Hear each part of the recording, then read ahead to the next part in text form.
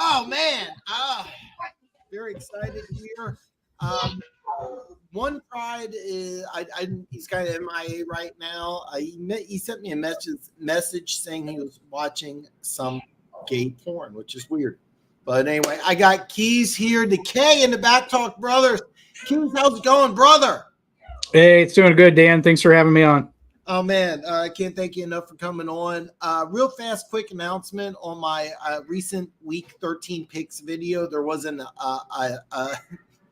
minor error. I left out San Francisco and Philly. I mean, of all the games to leave out, kind of dropped the ball there. So I will have that fixed actually later tonight. So my apologies about that. It's a great video if you haven't seen it yet, but I left off the game of the week, so I feel kind of silly. Man, a lot of things to go over this week. Kind of an exciting week 12. I can't speak for you, Keas, but I had to work late. I had to work very late on Monday, and I come home, and it was like around 11:30. I had to watch Monday Night Football. And that was, I don't know how much of it you got to see. I'm not going to lie to you. I had to skip through some of it. It was a tough follow, man. It was a tough follow. I love football. I'm a junkie, but man, that was hard. Chicago, God, that was a tough game to watch. I want to start off by, I got Gooch in the house. I want to start off here, with, I think, the big story of week 12. And that is Frank Reich being fired. I wanted to get your thoughts on it. Should he have been fired? Was it a mistake? I'm going to let you run with it, man. Yeah, I mean, I think we've seen, 2 straight coaches now for that organization that probably shouldn't have got fired. And maybe, if you want to make the case that he should have never gotten hired, that's fine, because Wilkes probably shouldn't have never gotten fired. So I think you're coming up to the point where when you're firing guys, after one season or a partial season, you're firing guys mid-season, you're doing it, 2 years in a row, 3 years in a row, whatever, 2 out of the last 3 years or so. You're starting to get into Raiders territory and some other team territory where it becomes clear that I think you have an ownership problem. I think flat out you have an ownership problem. And I think it's you, Dan, who's been talking about how Frank has a quarterback he didn't even want. Maybe it was Gooch who's been talking about, Gooch, that Frank had a quarterback he didn't even want. And that came from where? Ownership? Mm-hmm. Ownership made that trade, and you're on pace to have the number 1 pick, but you don't have that pick. Again, likely thanks to ownership, not thanks to Frank. So, yeah, I don't know. I wouldn't be happy if I was a Panthers fan. No, I wouldn't either. Ever since David Tepper, who came over he was part of the Pittsburgh organization, only worth $1.7 billion. So, kind of on the low end scale, kind of slumming it. It's hard to believe that we're talking about somebody being worth just slightly under $2 billion as being on the low end scale. But ever since he's taken over the Carolina franchise, it's not really been handled well. One of the things me and you completely agree upon, I was a little surprised though, to hear you had the same opinion. I thought Wilkes did a good enough job when he took over from Matt Rule. He should have stayed on as the head coach. I thought was the that's who should have been the head coach. I have to admit though, I liked Evero as the defensive coordinator. I really thought the defense of the team should have been. I'm going to read some of these comments from Gooch. Gooch, I didn't even know it was your birthday week, man. So strippers, cocaine, man, what's been going on? And Gooch has his opinion here. No, he should not have been. All right. And it was rash. So I'm going to disagree with you here, Gooch. I don't believe that Frank Reich would have took this job if he couldn't get the guy that he wanted. I have a hard time believing that. I'm not this may be true. CJ Stroud, you can go back, watch all my draft videos. CJ Stroud was my quarterback number one. There's a lot of things I like about Bryce Young. There really is. I don't know if he can hold up to the NFL wear and tear. I think he was listed at 195. I'm willing to bet he was closer to 180 when he played at Alabama. So, if this is the case, though, that Frank wanted Stroud and the owner wanted Bryce, and there was a big disagreement, getting rid of him kind of makes sense. But I have a hard time believing Frank Wright would have taken this job, especially with all the that he came through with Indianapolis. Remember, Luck retired, then he got Rivers. Wentz was a disaster. Matt Ryan didn't work out. So, but that's the situation. Maybe it is good that they all just part ways. Keys, let me ask you this here. Is there a name out? Let me ask you this here. Let me throw this out there. Out of the jobs available, is Carolina an ideal spot? I mean, so far we got the Raiders and we got the Panthers. We're probably going to have more. There's probably going to be more than two. Is the Panthers job something that's enticing? I think if you're a coach who is okay being one and done, and just collecting a check, probably. Matt Rule, Steve Wilkes, Frank Wright, right? And Frank's been a head coach before in the NFL. Matt was a hot name coming into things. It's like, I don't know why, it's like marrying a person who's already been divorced like 7 times and not requiring a prenup. Like, you have 7 people before you to show you the history of this person. And in this case, we're talking about ownership, right? So, I mean, if you're an Eric Bieniemy and that's your only offer and you really want to be an NFL head coach, sure. If you're a guy who, is going to be offered a lot, kind of like the Raiders did with John Gruden, right? That was a no-brainer. It wouldn't matter how good or bad that ownership was. If a team's going to offer you that kind of money, and that length of contract, you take it because you get fired year 1, 2, 3, whatever, you're still getting paid. So I agree completely. I just have a hard time because I think that there's going to be a lot of jobs available. I'm kind of looking through here. And let me ask you another question here. Who is next on the chopping block? 2-part question. Who's next on the chopping block, and is it going to happen during the season? Yeah, that'll be the interesting one. I'm going to say yes, it'll happen. And I think we would all be surprised if Brandon Staley makes it to the end of the season. I think he's the obvious choice at this point. I think you said last week if they lost to the Ravens, and I said maybe the week after or so, because I don't think you can expect to beat the Ravens, who are the number 1 seed right now, when your team has they're like 4-7 or whatever, 5-6, whatever the Chargers are. I didn't think that you should expect to be able to beat that team anyway. And I know, owners you should win every game, and I agree.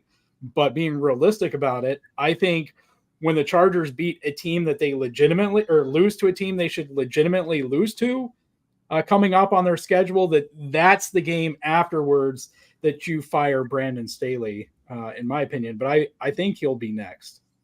Well, it's funny because they play New England in New England this week. And that's a game you should win, and you should get fired if you lose it. Spoiler alert, I predicted in my video that New England will win that game, and Monday Staley gets fired. So it's a two-prong prediction there, is that I think Staley is going to lose Sunday against the Patriots, and I think Monday he's fired. So I would almost say this, Dan, and I don't think it matters who New England's quarterback is. I think if they lose to New England, that it should be like a Herm Edwards situation, right? When Herm Edwards got fired, he was walking off the field, right? I believe, and like the athletic director and I think someone else like walked over to him and fired him in the end zone. It should be like that. I know when Lane Kiffin was fired from USC, they actually fired him before he was going to get on a plane. They had to like charter another plane. They wouldn't even let him on the team or let him on the team plane, which was really weird. But it wouldn't surprise me if something like that happened in New England after the game. If they lose to the Patriots, which I think is going to happen. I think, even though the Patriots are fighting really hard to get that number 1 overall pick, which is a big fight.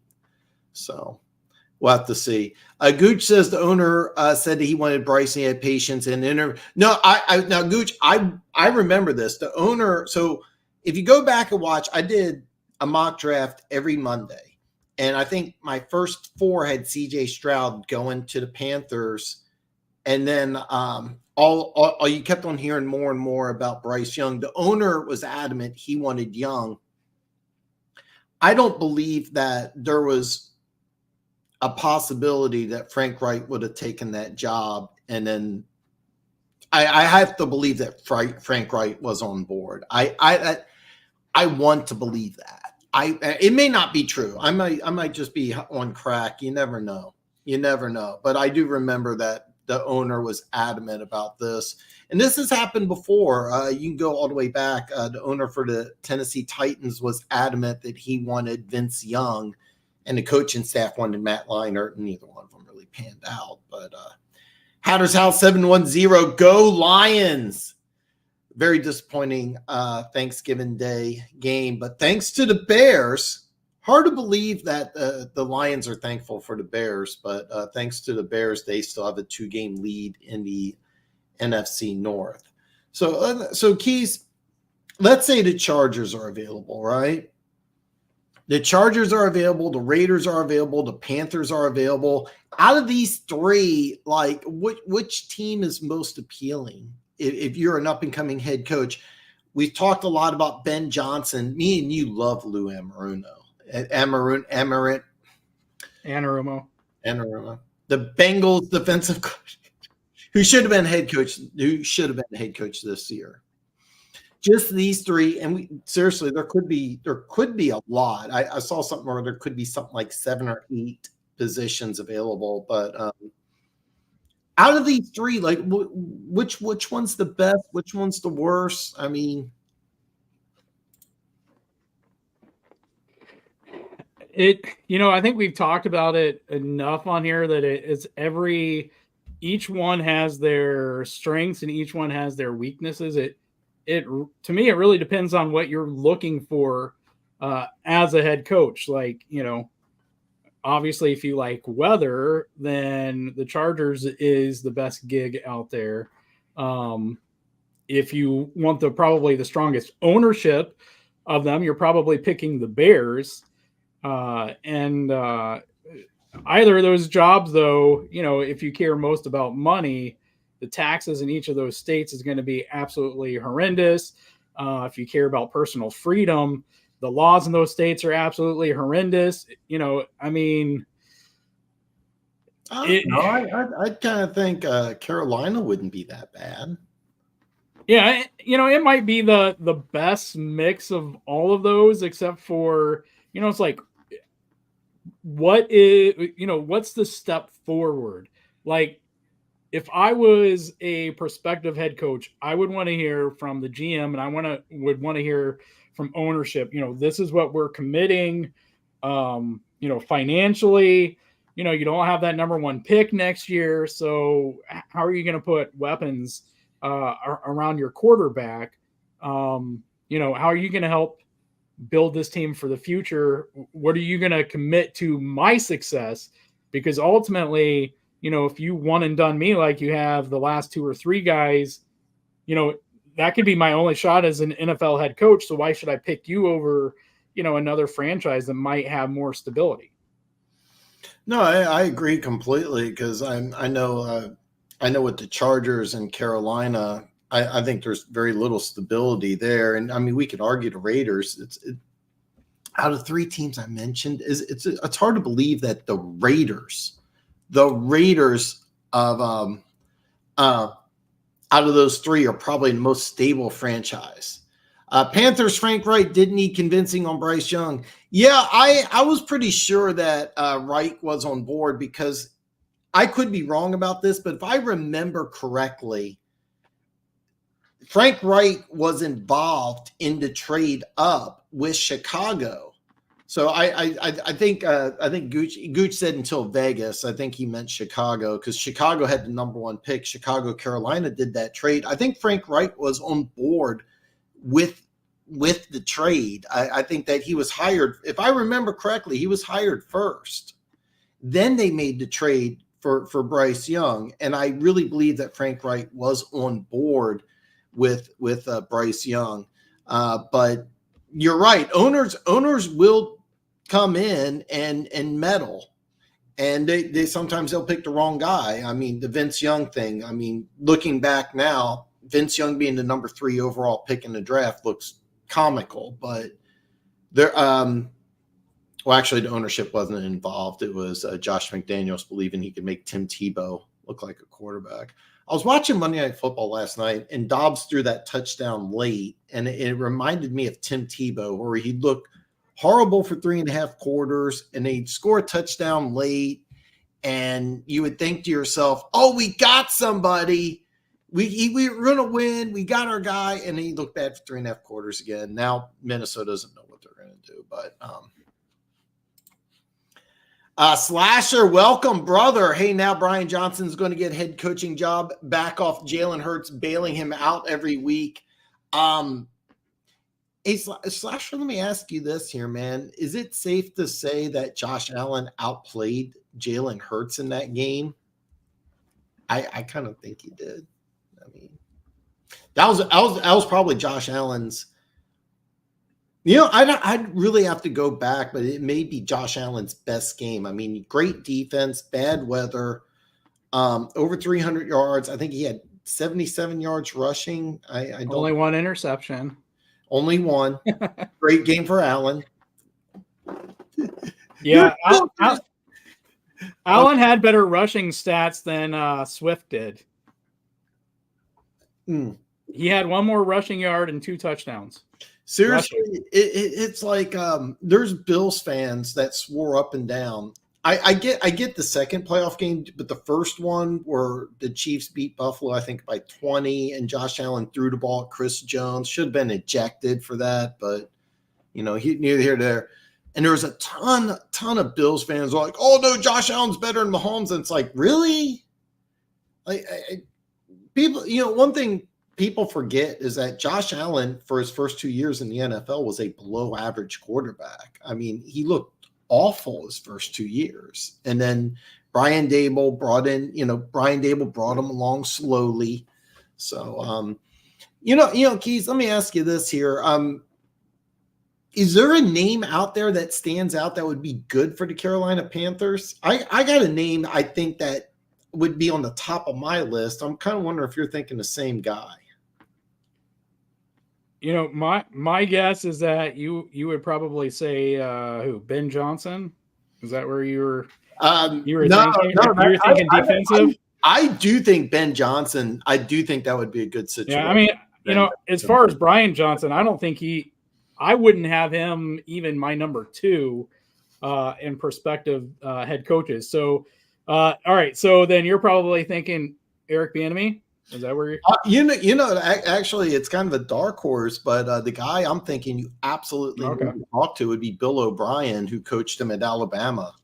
I think that, you know, you got guys some head coaching experience. He's familiar with Alabama. Carolina's right there in SEC country.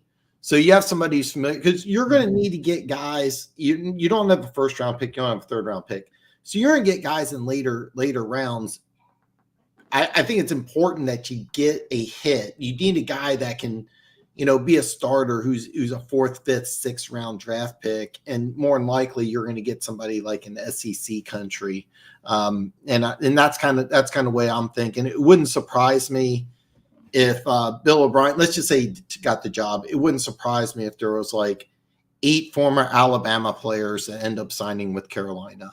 But if you're Carolina, I think you have to talk to Bill O'Brien. I'm not saying he's the guy, but I think you have to talk to him and say like, hey, what does Bryce Young do good? What does he do bad? Where can we go from here? So I think you have to talk to him. I think tell you the truth, I think Ben Johnson would be a great fit. And another thing about the Carolina job, who's your competition there in the NFC South? Like, who's the team that's like, oh God, I can't beat you guys. Like, nobody has a winning record. So I think I don't know if it's better than the Raiders job, but it would be interesting. But you have to be sold on Bryce Young, and I'm not. So. I'm glad you said that. Yeah, Josh Allen looked like a wizard, second best quarterback performance. Yeah, that Stroud, the was it 473 and 5 touchdowns or whatever it was. Yeah. Gooch says, all I'm saying is Frank and the owner were on board, then you would give your coach more than 10 games a rookie. I'm just saying if it walks like a duck and Frank didn't want him, or has been complaining owner gets rid of coach for face of franchise. It's happened before. Yeah, I 100% believe Frank Reich was on board with getting Bryce Young. I believe that, and then I think the owner,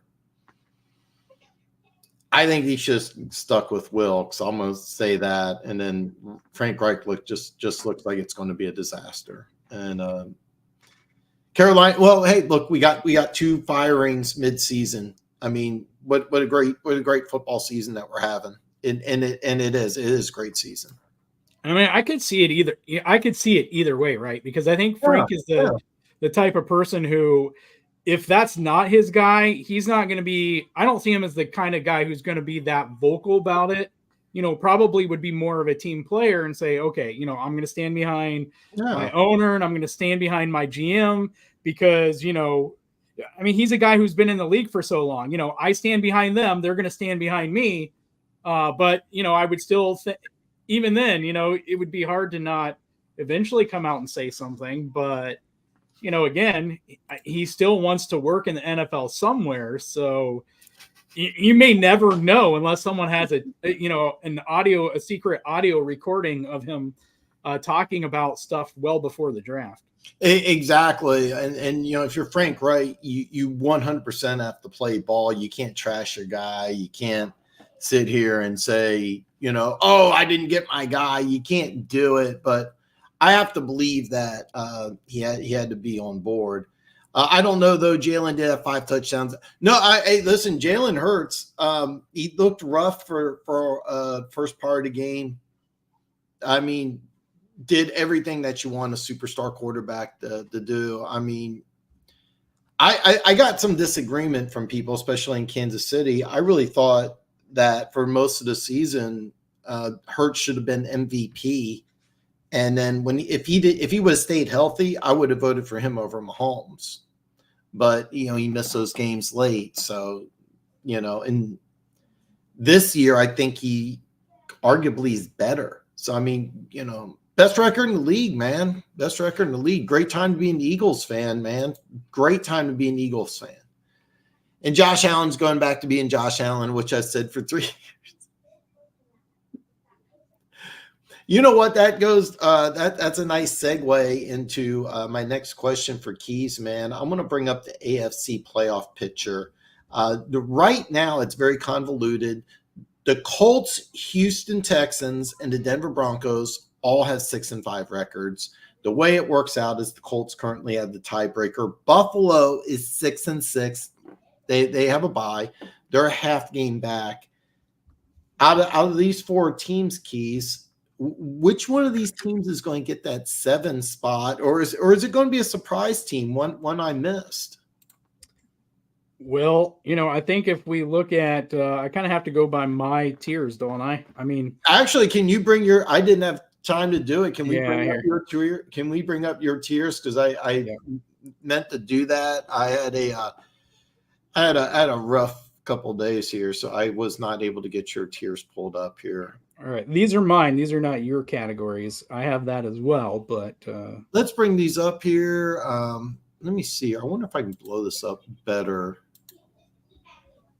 Actually, let's do this here. I think. All right, here we're our gorgeous bald headedness is going to be off here for a little bit. Let me see. I'm going to try playing around with this here. See if this will look better. No, that's actually not bad. I think we can see that.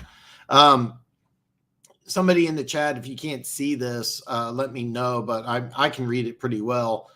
So we're looking at the first pick contention. Now, keep in mind, the Carolina Panthers don't own a pick in this draft, so it'd be the Bears, but we get where he's saying. Yep. It's 32, 31, 30, which as of right now looks extremely accurate. I did have some teams graduate out of that. So, yeah, I saw that.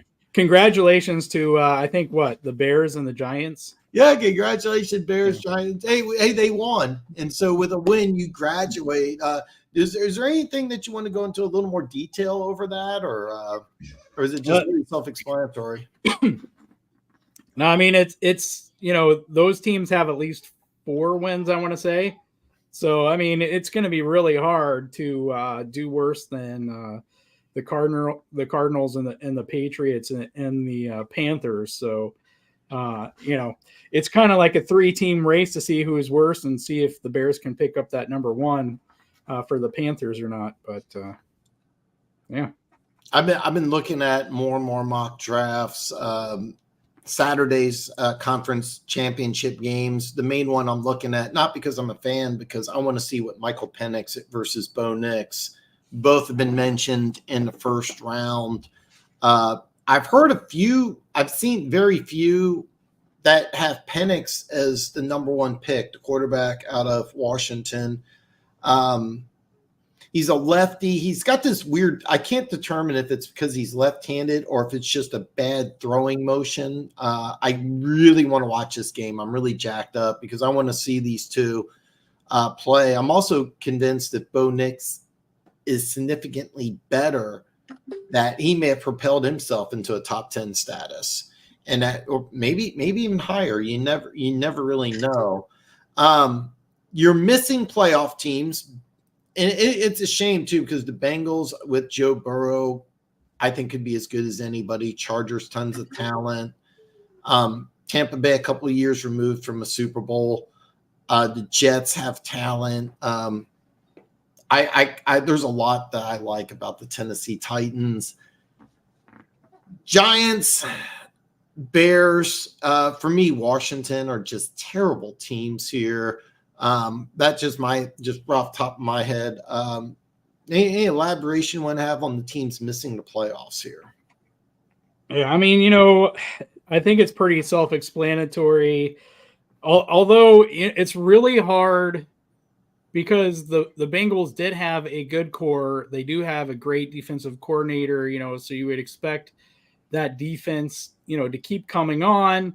But, one of the things that I mentioned before the season began, like I had two concerns, and one of them was Jesse Bates gone, and he's kind of balling out, I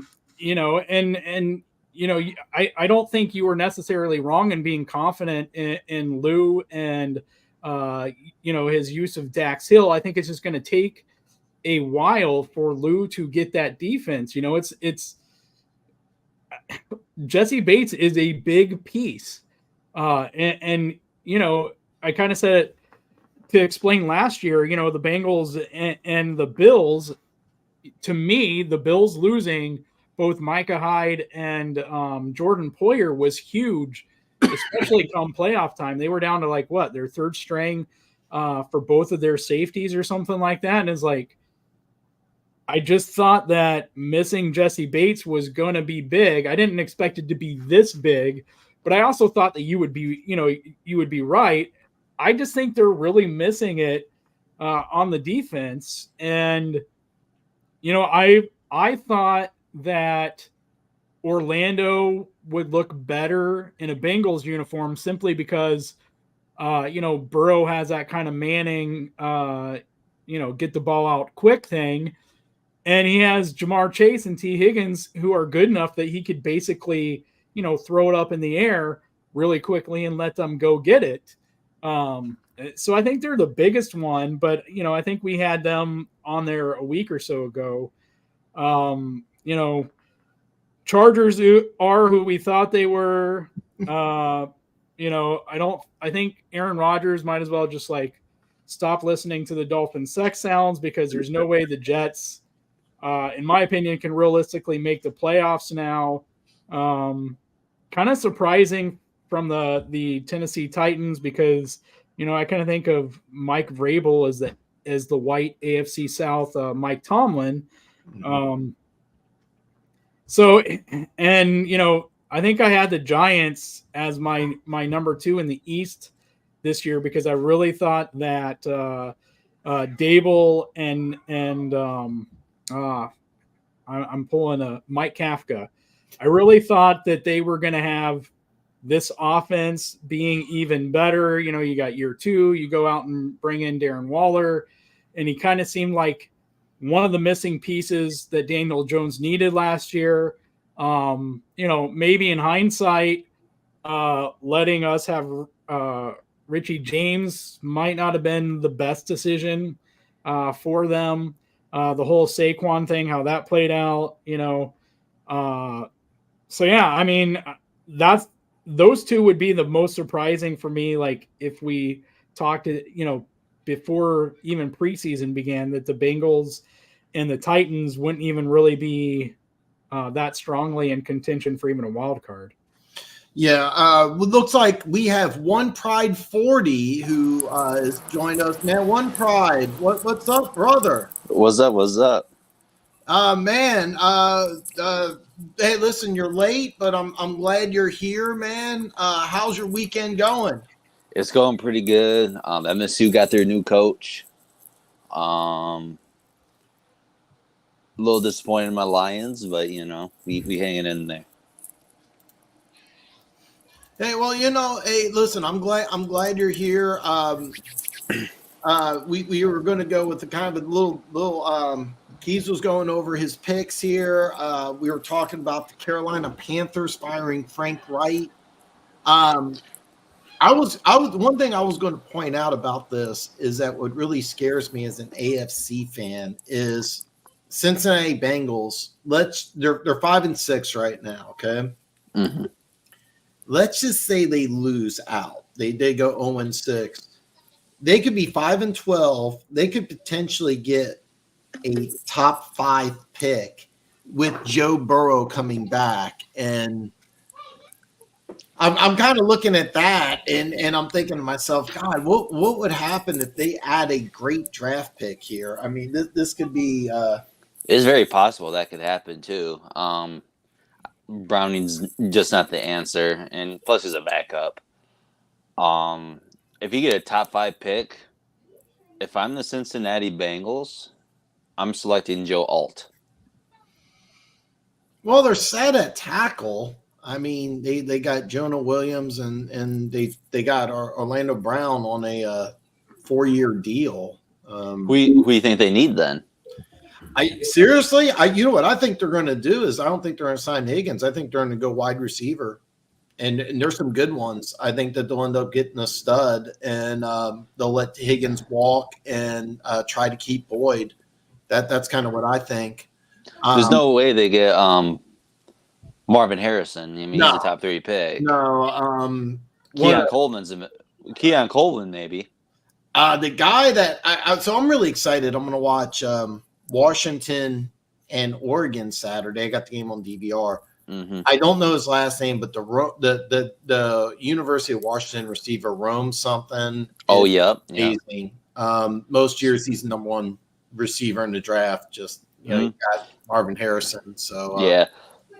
Let me tell you, I'm a big fan of Washington's edge rusher, Braylon Trice.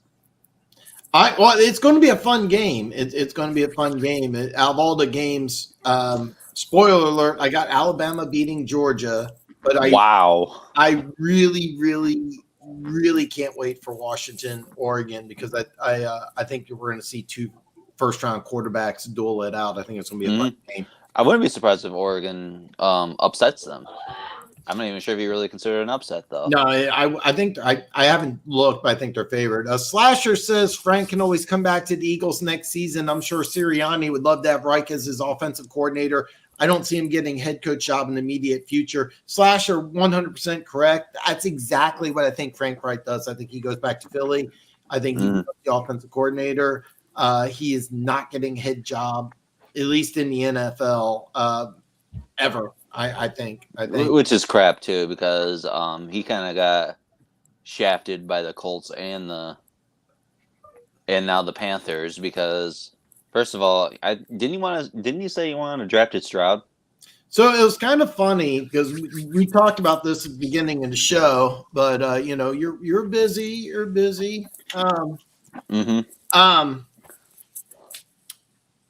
We debated if Frank Wright deserved to get fired, and then Gooch was saying that he thought that CJ Stroud should have been the guy. In my opinion, I don't think that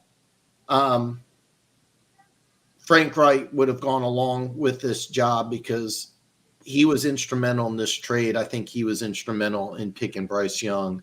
I don't totally agree with that. I think a lot of the people in the front office, and I think I heard that Reich wanted Stroud.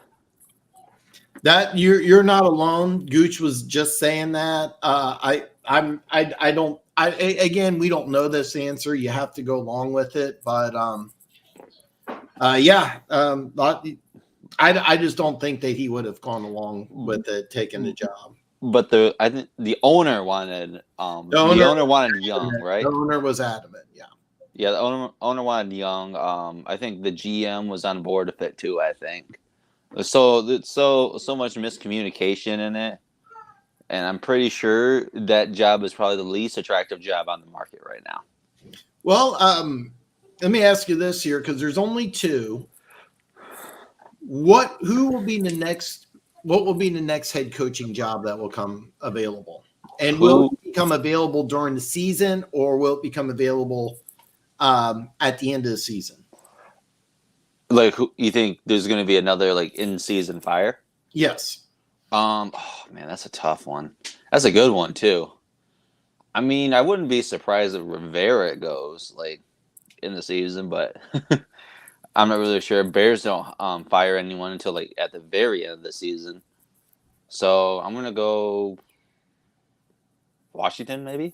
All right, Washington will be the next job. Jason says he went 14. I went 13-3. I had a great week. I went 13-3 and 11-4-1 against the spread. The Green Bay game and the Patriots. Yeah, I missed the Patriots game also. I was convinced rookie free agent quarterback, third string. I was 100% convinced about that one. But Jason, man, 14-2. That's phenomenal. So, Keys, I want to ask you this: do you think that Panthers' job is attractive in any suitors? Yeah, I mean, we kind of already talked about that. My big thing is if as a prospective head coach, you're looking at the last few girlfriends, so to speak, that the owners had, I don't think it's attractive for that reason. It's like auditioning to be Leonardo DiCaprio's, girlfriend when you're 24, 364 days old, and so, yeah. Hey, Dan, I'll throw this though. What if Frank Wright did get another job and it was with the Chargers, especially since they're seriously, I actually think that would be a massive upgrade, and I don't think that would be a bad hire at all. I think interesting. Staley is just. I think Staley is just terrible. Yeah. So who do you think is the next coach to get fired? So watch my video, because I actually put it in my video. But in the video I released earlier today, I left out San Francisco and Philly. Technical glitch on my part, but I predicted that the Chargers would lose to the Patriots, and Monday Brandon Staley will be fired. So this upcoming Monday? Yeah. Wow. Yeah. Yeah. I think it's going to happen soon. Jason says the Lions fuck me. It's funny because one of the games I missed the Bears. So that kind of screwed me over here because I was convinced Minnesota would win this game, and then after Detroit losing, I thought it would be one. So the Lions fans are congratulating the Bears. Lions fans are pulling for the Bears. It's kind of a weird feeling, I know, but yeah, because they keep that 2-game lead. Yeah, because it gets the Vikings off our ass. Yeah. Well, you play them twice the final 3 weeks of the season, and it's going to be a lot of fun. Yep. Jason, last I looked, Georgia was a 9-point favorite. Everybody's picking it. I actually might put some action on Alabama. I might actually. I don't like betting on college, but I might take Alabama, especially if I can get 9. I sent Keys something. Actually, Keys, I never responded to you, so I apologize. I'm responding to you live now. I sent them that Iowa was a 23-point favorite, and Keys doesn't do sports gambling a lot, so he's like, "Is this like wait? Hold on. Okay, a favorite in what? The Big 10 or Big 46 championship game." No, Michigan's gonna wipe the floor with them. So Michigan is a 20. I think it was 23 or 22.5 point favorite. So he sent me a message like, "What's average?" And there's no real average, but anything over 9 is rather excessive, and 9's what Alabama, Georgia is. So I'm hoping for chaos. I'm hoping Iowa wins. I'm hoping Louisville beats Florida State. I want Oregon to beat Washington. I want Alabama to beat Georgia. But Jason, I'm telling you right now, this just feels like Georgia just set a SEC record, 29 straight wins. Everything's just kind of in place for a Georgia loss here. Yeah. So what do you think of Michigan State's hire? So for those of you who don't know, Michigan State hired, I don't know the guy's name, but he's the head coach at Oregon State. Oregon State was able to get a lot of players in the recruiting portal, specifically DJ Uganabi, a name I am completely butchering, the former quarterback out of Clemson, who was basically the number 1 overall pick. He was actually, I don't know if he was signed by the Dodgers or he was recruited by Dodgers. I don't know the whole story, but it looks like instead of playing in the NFL, he's going to play baseball. He was able to convince him to go to Oregon State. They're ranked. Corvallis is a tough place to recruit at. It's a small northeastern town. Oregon, for those of you who don't know, Phil Knight, the owner of Nike, went there, donated at one point $750 million to the school. It has one of the best.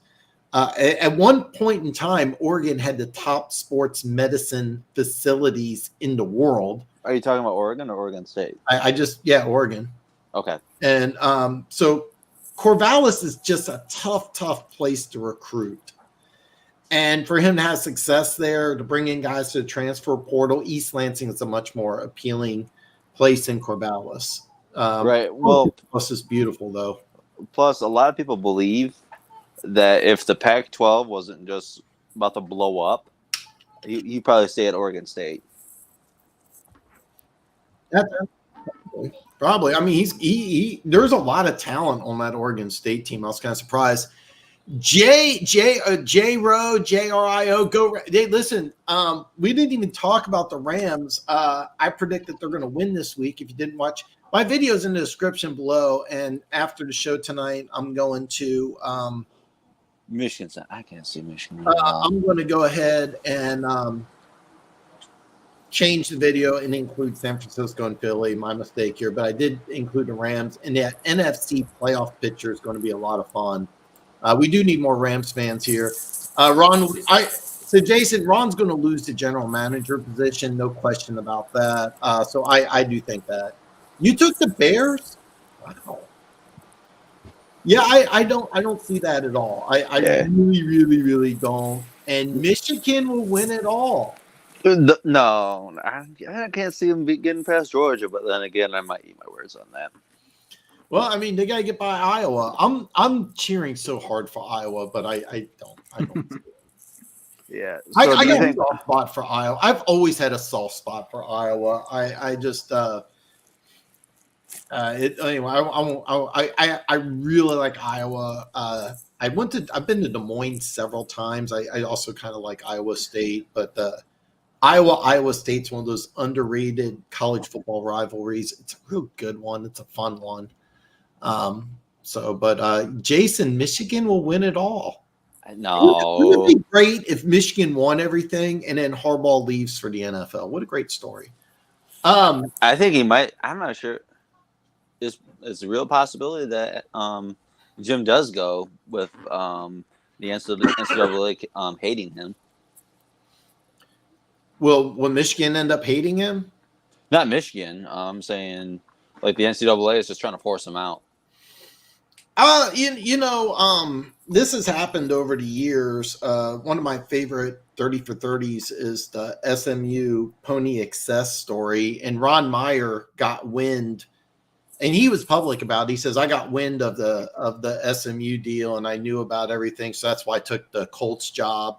I 1000% believe, even though he'll never admit it publicly, Pete Carroll found out about the suspensions and took the Seahawks job. I think Pete Carroll would have rather stayed at USC. I mean, the perks from having a national power at a place like USC alone. I mean, you're famous in Hollywood.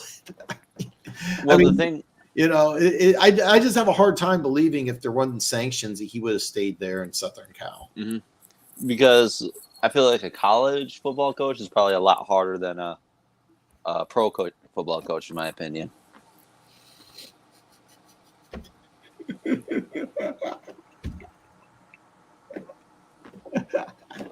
Oh, so me and this is a story of happened. This happened between me and Tim. Don't wear a Penn State shirt at a casino in St. Louis and runs to Illinois fans. LOL, idiots, fun time. Yeah. But for those of you that don't know, before the whole scandal, I was the biggest Penn State fan. I've been watching Penn State football since I was 4 years old. I loved Penn State. I have jerseys, T-shirts, hats, jackets. Tim actually got me a throw rug that's Penn State, and actually, Tim, I still have it. I just don't put it out after everything that happened. I can't be a fan anymore. Gotcha. So we're going to go back to Keas's rankings here, and by the way, Jason, phenomenal upset pick, phenomenal. Toss-up team Saints and Rams. Keas, I know you got Saints 20, Rams 21. Which one is most likely to get well, with the Saints, it would be the division. Rams wild card. Which one's more likely to advance in the playoffs? To advance if they got to the playoffs? I'm sorry, advance or let me rephrase my question here. Get to the playoffs. I still think it would. Man, it's hard not to say the Saints just because, for as much as I don't believe in the Seahawks, I still think they make it in. And the 49ers, that makes the Rams, the third best team in the NFC West trying to get into the playoffs. And you have two in the NFC East, basically for sure. You have probably two in the NFC North for sure. That's four. You have the NFC South division winner who has to get in. That's five. So, I think when you look at, so that's seven right there. I think it's too hard for the Rams to be the third best team in the NFC West and make it in. But I think the NFC South is so terrible. It's clearly an easier shot for the Saints if they can pull their stuff together. Yeah, I agree. Well, let me. So I got the playoff picture pulled up right now, and so here's how it works. The number 6 spot is by Seattle. They're 6-5. Now here's what's interesting. The Rams are 5-6, but the Rams have swept Seattle, so the tiebreaker would go to the Rams. Minnesota 6-6. So right now, the Packers, the Rams, and the Saints are only a half game back of Minnesota. And the Packers in Minnesota do play again this year. I don't know about the Saints and the Rams. I don't know their schedule. I will say this, Green Bay, spoiler alert, I have the Packers losing to my Chiefs on Sunday night. I know a lot of you are shocked that I'm picking my Chiefs over Green Bay, but that's what I have. With Green Bay, just taking Green Bay out, which I know you have as a potential wild card. I want to talk about your wild cards next. Wouldn't it be possible that both these teams could get in? The Saints could win the division, and then the Rams could potentially overtake Seattle. I mean, it's possible. Rams over Seattle. Wow, man, I can't go that far. Yeah, this is it. It would be a hard battle. First off, for the Saints and the Rams, they do play each other. The Saints play everybody else in their division one more time. They have the Giants, which you would think should be as close to a gimme as possible. But they do play the Rams, but their next game is against One Pride's Lions. So that one's a tough get. I mean, it's tough because it could go either way, outside of I would expect them to beat to lose to the Lions, but yeah, it's almost one of those control your own destiny after that point of their schedule. I just brought up the Rams schedule here. This is interesting here. They got a home game against Cleveland. Ooh. At Baltimore. Yeah, no, they're not. Nice two-game home stretch. Washington, Thursday night, home against the Saints, at the Giants, and then they end the season at San Francisco. Right. And what I really like about this is that the way the schedule works out, there's a very good chance Seattle might be, San Francisco may be stuck. They could be stuck. They can't advance one way or another. So they're playing a lot of backups. I've mentioned before San Francisco. So I'm looking at if San Francisco is resting players, Cleveland's a possible win. I think Washington's a pretty good win. And I'm looking at the Giants and I'm thinking the Saints, San Francisco. I just got 4 extra wins here. I'm starting to get really starting to get on this Rams bandwagon here. I mean, you get Stafford, you got maybe the best defensive lineman of all time. You can make that argument with Aaron Donald. Yep. You got Cooper Kupp. You got some good things here. Jason, I don't know, man. I just the more and more I look at this, the more and more I'm looking at this playoff picture in the NFC. It was funny because I wanted to talk AFC playoff picture because I thought that was interesting. I think the AFC playoff picture, that was kind of something I wanted to talk about. But I'm looking at the Rams. I'm like, yeah. And you could be right. I still think the 49ers depth could be good enough that they could still win that. But I think there's enough in the Rams schedule that you're talking about there in conjunction with the Seahawks remaining schedule, because it's at Cowboys, at 49ers versus Eagles are the next 3 games. They could be out of the playoffs after the next 3 games, realistically. No, they could. They would have to. Let's say this: if they make the playoffs, if the Seahawks make the playoffs, they will have earned it based off at least these next 3 games. The Titans and the Cardinals are laughing stocks, but then they still have the Steelers in there who should be contending for their own playoff spot. So the Seahawks have a legit 4 out of their last 6 games left, and if they make it, they'll have earned their spot. Oh, I agree completely. And I noticed that you do have the Seahawks as one of your playoff teams. I just couldn't bump them. I didn't see anything to where I could, justify bumping them down. Like they're still there. But yeah, I mean, you can make that case, and maybe I'll change it next week, but no matter what happens this next week, just based off of the fact that the Rams schedule, at least on paper, looks easier than what the Seahawks have going on there. I came in late, but is One Pride on? Yeah, One Pride was late. He was watching a lot of porn. If so, I would love to go to Detroit and see a game. My question is, which sport? To me, all four are iconic, and just your opinion on who to see. One Pride. This is a great question for you, but I Red Wings. The answer. It's definitely Michigan Wolverines in the big house. Red Wings. It's the Lions.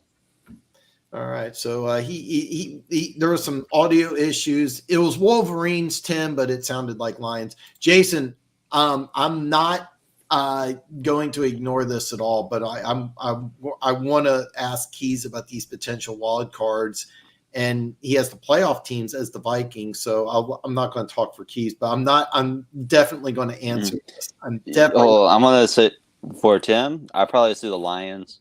Pistons are absolutely terrible. Red Wings are absolutely terrible. So your best bet right now is the Lions.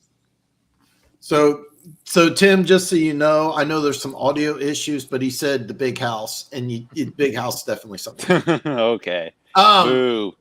We don't watch Wolverines over here. We're Spartan fans. Okay, so again, you're hearing Wolverines in the big house, but I'm dying. Once the season's over, I want to see what your coach does recruiting wise, because there's some talent there in East Lansing. They brought in a really good O-line coach. I really do like. He was a finalist for like assistant O-line coach or something like that, something crazy, which is awesome. Because like we haven't had a good O-line in years, and when we were really good, we dominated through the trenches. Now I want to get to this potential wild cards here, and it's kind of funny because I don't want to speak for you, Keys, but I'm going by the order. Houston's 14, Denver's 15. Houston and Denver play in what's going to be a great game. Being that you have the order and the game's in Houston, you have Houston ending this terrible 5-game winning streak nobody wants to see the Broncos on. Yeah, I definitely don't want to see them on it. I mean, it's kind of one of those things where, Houston has been ahead of the Broncos on my tier for the last few weeks or so. And it's not like they've necessarily done anything for me to flip-flop it. But, if you want to project the rest of the season or this game, go ahead. But, at this point, it's what – and it's not the only game, but it's what version of the Texans are we going to see? What version of the Broncos, are we going to see? And that's kind of a theme throughout the rest, even all the way up to, the Super Bowl favorites. So – let me ask you this here. Who do you have Sunday, Texans or Broncos? I'm going to pick the Texans.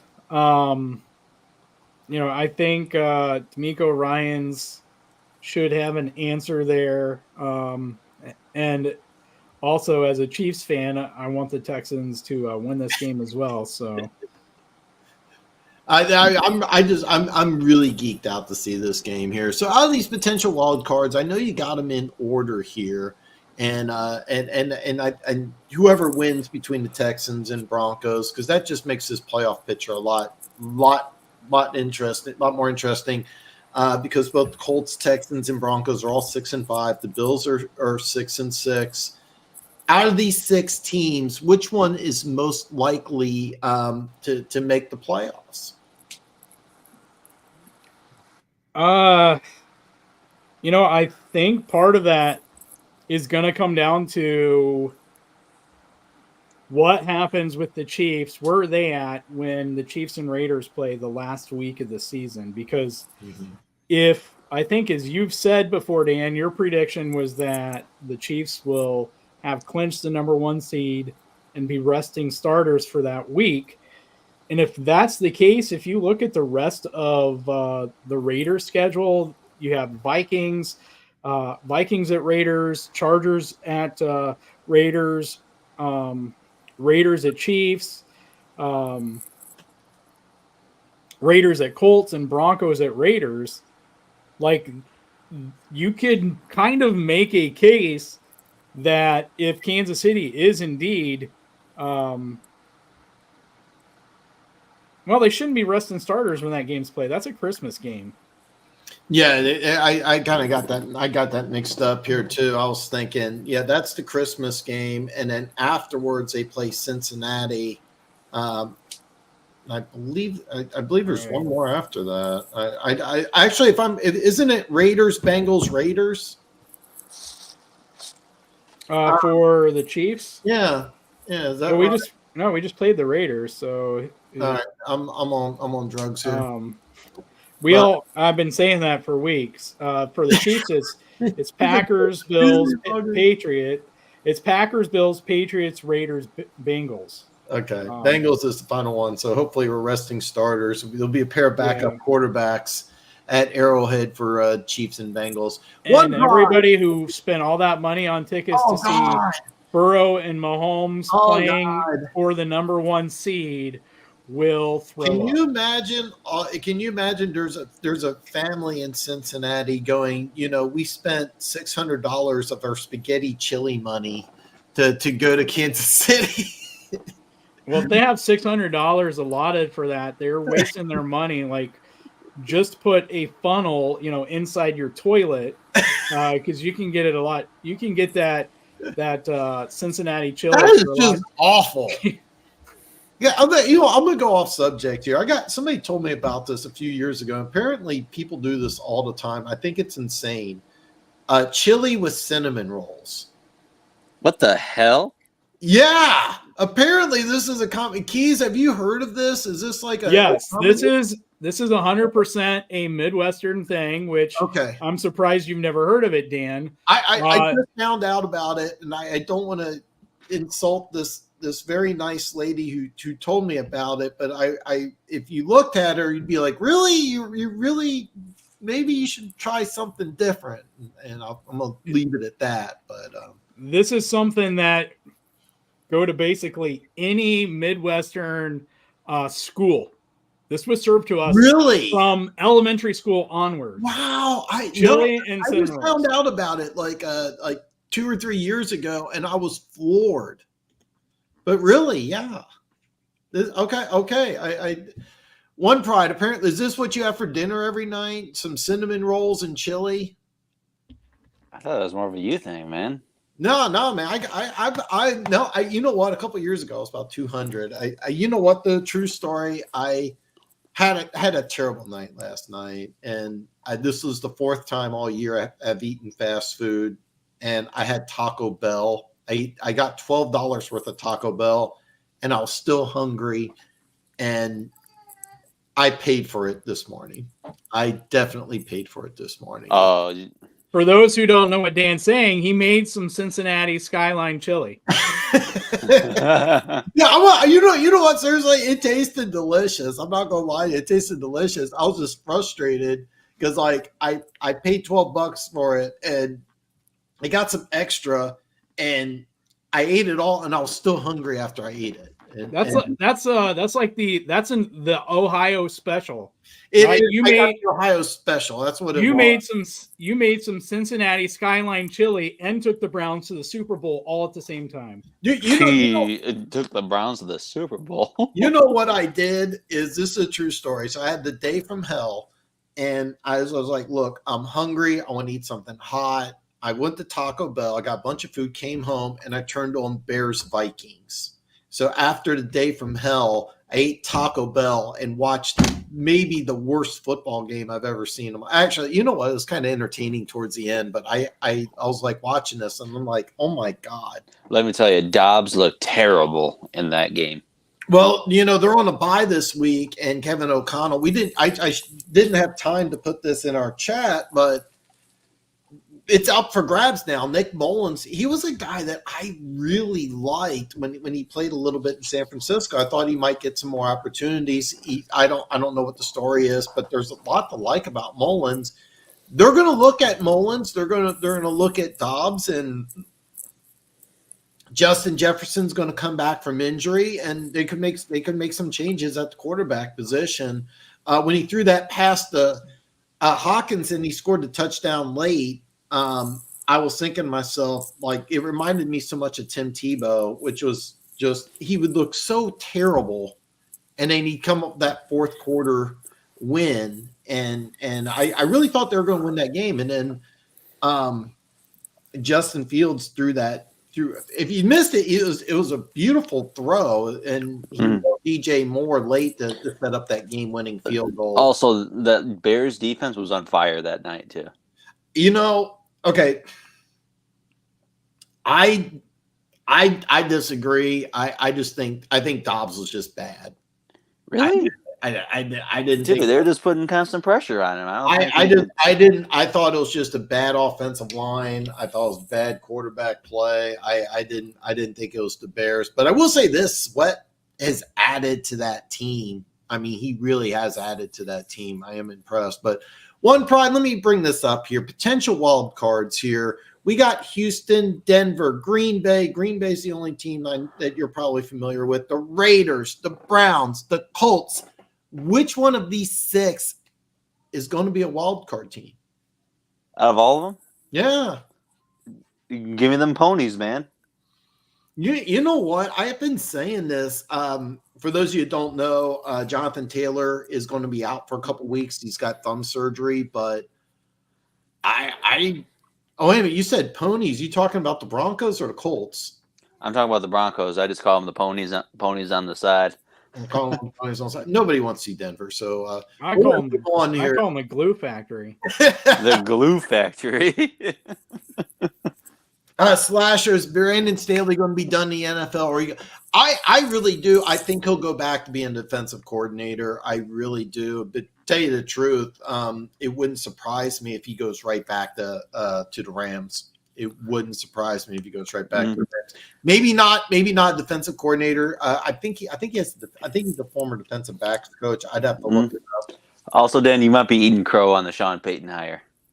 I might be, man. I might be. I mean, 5 wins. What a great game, though, between Houston and Denver.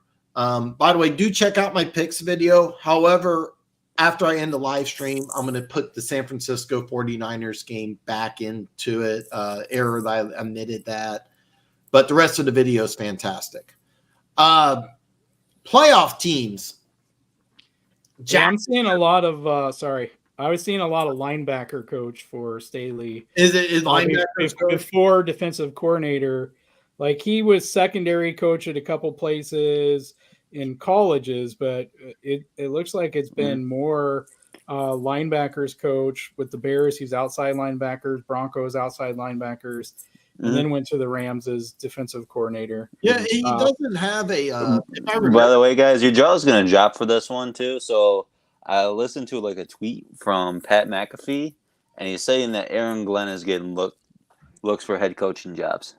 Go ahead. Keith. Sorry, I just couldn't hold in that laugh. But I will say this: Staley's from Ohio. If that makes any difference on anything he does coaching wise, so if you see Lou Anarumo move on as a head coach, could you see Staley join? Because Zach Taylor, you have the Zach Taylor Sean McVay connection, right? So could that be where he ends up replacing Lou as defensive coordinator of the Bengals? I like Lou. Yeah, he should have got a head coaching job this year, but he's going to get one this year. You know what? There's a lot. Well, I don't think I don't want to speak for Keys, but a lot of Chiefs fans were saying that about Eric Bieniemy. I was one of them. I don't think Keys was. You weren't saying that, were you, Keys? No, but there was a lot of people saying that about Eric Bieniemy. There's a lot of coaches that just get passed up, and it right now the trend was this offseason offensive-minded coaches, and then Jonathan Gannon. Was there another defensive coach who got hired? I'd have to think about it, but Another defensive coach that got yeah, fired. Or during the 2022 off season, Jonathan Gannon's the only one that pops in my mind, but I could be wrong. It's going to be fun because I really D'Amico Ryan. D'Amico. Oh, Ryan. yep. Yeah. I will say this though. I think Salah is on the hot seat. The Jets are a weird organization. I think he's safe, but the Jets are kind of a weird organization. But is I don't know, man. Staley going to be done in the NFL? I'd be, Slasher. The NFL is kind of a weird thing, but I would be really hard. I don't think he'll get another head coaching job. I really don't, because that Chargers team has way too much talent, and I think whoever takes over will immediately turn that team into a 500 team at least. But Ben Johnson, he's got opportunities galore in the NFL. He'll go back. May not be a defensive coordinator right away, but he'll get a job. I've said this a lot. I never feel bad for a head coach getting fired, because it's a 7-figure job, and he's going to go back to making a 7-figure job or a high 6-figure job. It's all the names underneath him and the people that you've never heard of. I feel bad for those guys because their families are upended. They got to move. Some of those guys, fought and clawed and scratched to get that, assistant quarterback job, and then they got to scramble around. And being a coach is tough, but those high end positions like head coach, once you become an NFL head coach, you're usually set. He'll be fine. But I would be floored if he ever got an NFL head coaching job. Yeah. Playoff teams. We got Jacksonville. We got the Steelers. I want to bring up the Bills, the Vikings, the Seahawks, and Atlanta. So the first thing that Jason pointed up, do you think the Vikings will make it? I think the Vikings are interesting because right now they occupy the 7 seed, but there's a couple teams just a half game back. They have quarterback. Is it usually 8 teams in the playoffs, right? It's 7. It's 7. I thought it was 8. Yeah. Okay. 7. Seattle has a tough schedule ahead of them, but to answer your question, Jason, right off the top of my head, I want to say no, I don't, because you have a hole at the quarterback spot, but I love the way they play defense, and they got weapons, and you got Justin Jefferson coming back. Now, I don't want to speak for Keys, but I'm assuming since Keys has them marked as the playoff team, I want to give Keys a chance to answer this question. Yeah, and looking at the tiers, it's kind of like I don't know where else. Where do you stick the Vikings or even the Seahawks or even the Falcons? Because if you put them as a toss-up team, well, then you're kind of saying they're not potential wild card teams. Mm-hmm. If you put them as potential wild card teams, you're saying they're not toss-up teams or definitely not playoff teams when they're currently in. So it's kind of a mix of current and future. And I'm not saying mine are the correct ones. I'm not Gooch or Dan here saying that I have the 100% correct ones here. But yeah, I think we already talked about it. The Vikings with their schedule, the Seahawks with their schedule, it could kind of go either way. So right now, they're playoff teams. If you want to move them to toss-up teams, I'm not going to fight against it at all. The way it works right now is Atlanta beat the Saints. They play again, but they have the same record, and the first tiebreaker is always head-to-head. So Atlanta is the winner of the NFC South. The season ends today, but they play the Saints one more time. Dallas obviously is the 5 seed, and then right now Seattle is 6, Minnesota is 7. One Pride, since you're a fan of a NFC North team here, Jason has a question. Do you think the Vikings will make the playoffs?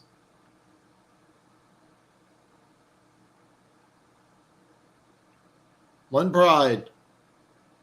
You there, brother?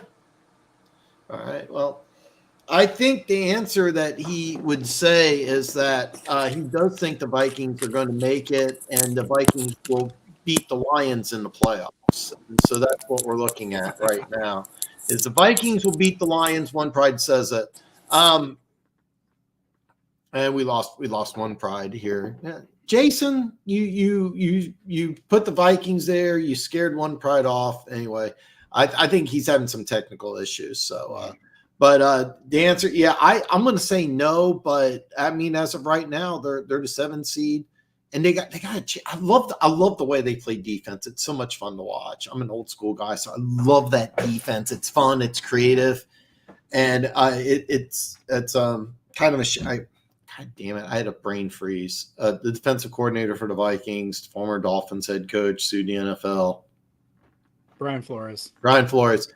He probably should get an NFL coaching. AKA baby. Yeah, AKA baby. Yeah, thanks.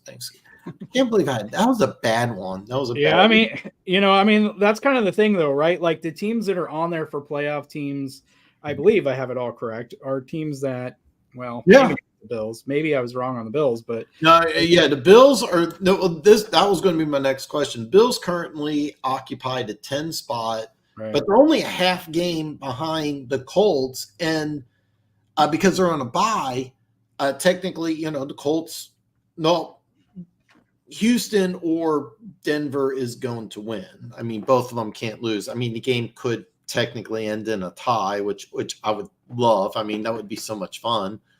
But yeah, you have the Bills as a playoff team, or is it just because you didn't have the rankings right? No, I mean, I wouldn't say it's because the rankings not right. If anything, I think I just need to tweak some of my tiers there, and maybe just keep the playoff teams for the teams who are winning their division, but aren't going to be a Super Bowl contender or Super Bowl favorite, and then put everybody else in a toss-up or potential wild card, which almost seems like the same thing. But the reason I put the Bills on there is because, you still have a team that has been to the playoffs, 3 years in a row, 4 years in a row, whatever it's been. Yeah. For me, for all intents and purposes, they should have won the game.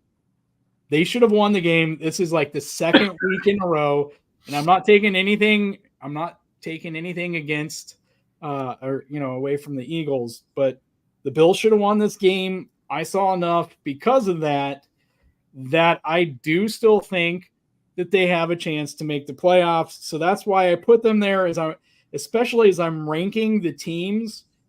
When that I'm big on head coach quarterback combos. Yeah.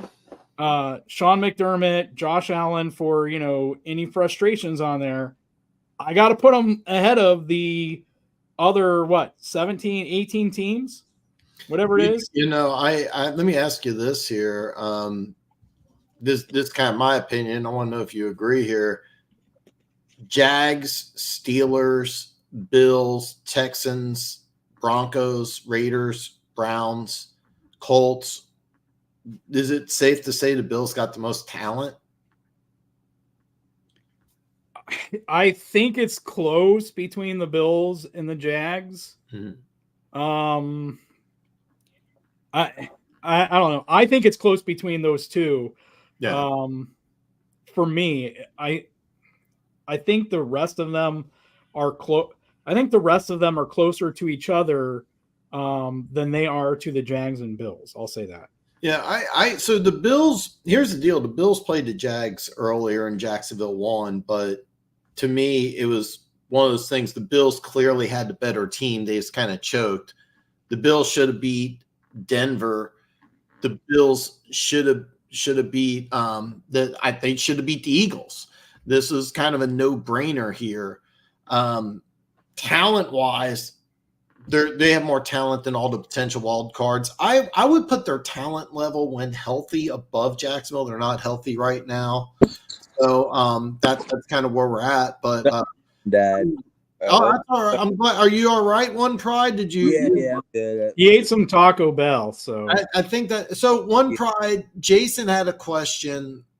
Do you think the Vikings will make the playoffs? And we kind of all agree that you believe the Vikings will make the playoffs and beat the Lions in the opening round?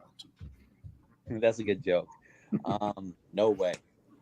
Well, let me ask you this here: They'll when make you the say playoffs. no way, are they right now? They have the 7th spot. Are they a playoff team?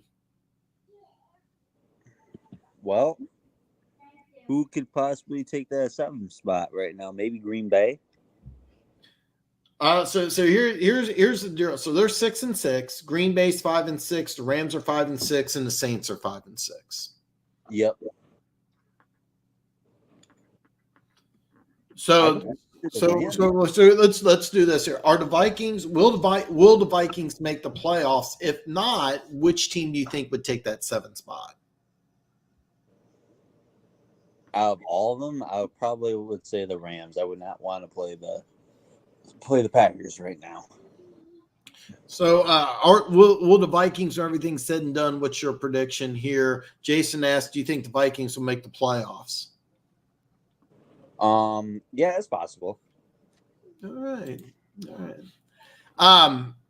So the playoff teams that we have here, I like the fact, because I think, Keys, one thing I'll say is that I predicted the Bills would not make the playoffs. I'm not sure they can. The schedule's tough. You know, they got that game in Kansas City. That's probably a loss. You know, knock on wood. Hopefully it's a loss. But talent-wise, God, they're good. A lot of talent there. Super Bowl contenders, Baltimore. You had the Lions going to the Super Bowl before the season started. The Cowboys, the Eagles, Miami. The one thing I noticed on here is you did not knock them down for losing against a division rival. Is it only because it's a division rival? Yeah, I don't. Were you talking about the Lions? Mm-hmm. Yeah, and I said that a few weeks ago, right? When Lions fans were giving us a hard time for the first matchup against the Broncos, beating the Broncos. What was it, like 18-9 or whatever it was? Yeah. 19, whatever it was. It was like 11 points. 19-9. At the time, they had this god awful defense, and they played lights out. But that's kind of been a theme, right? And it's like when you add in that Kansas City's offense, and this kind of goes into your obvious answer. Why did I bump next question is why I bumped the Chiefs back up there and knocked the Ravens down. And part of that is because we finally saw the offense we were expecting.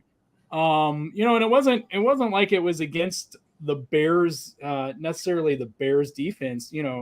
Antonio Pierce had 2 straight wins. I think the Raiders are a good team.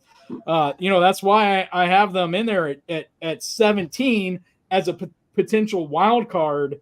And I forget what I had them at last week, but I'm pretty sure I had them bumped up.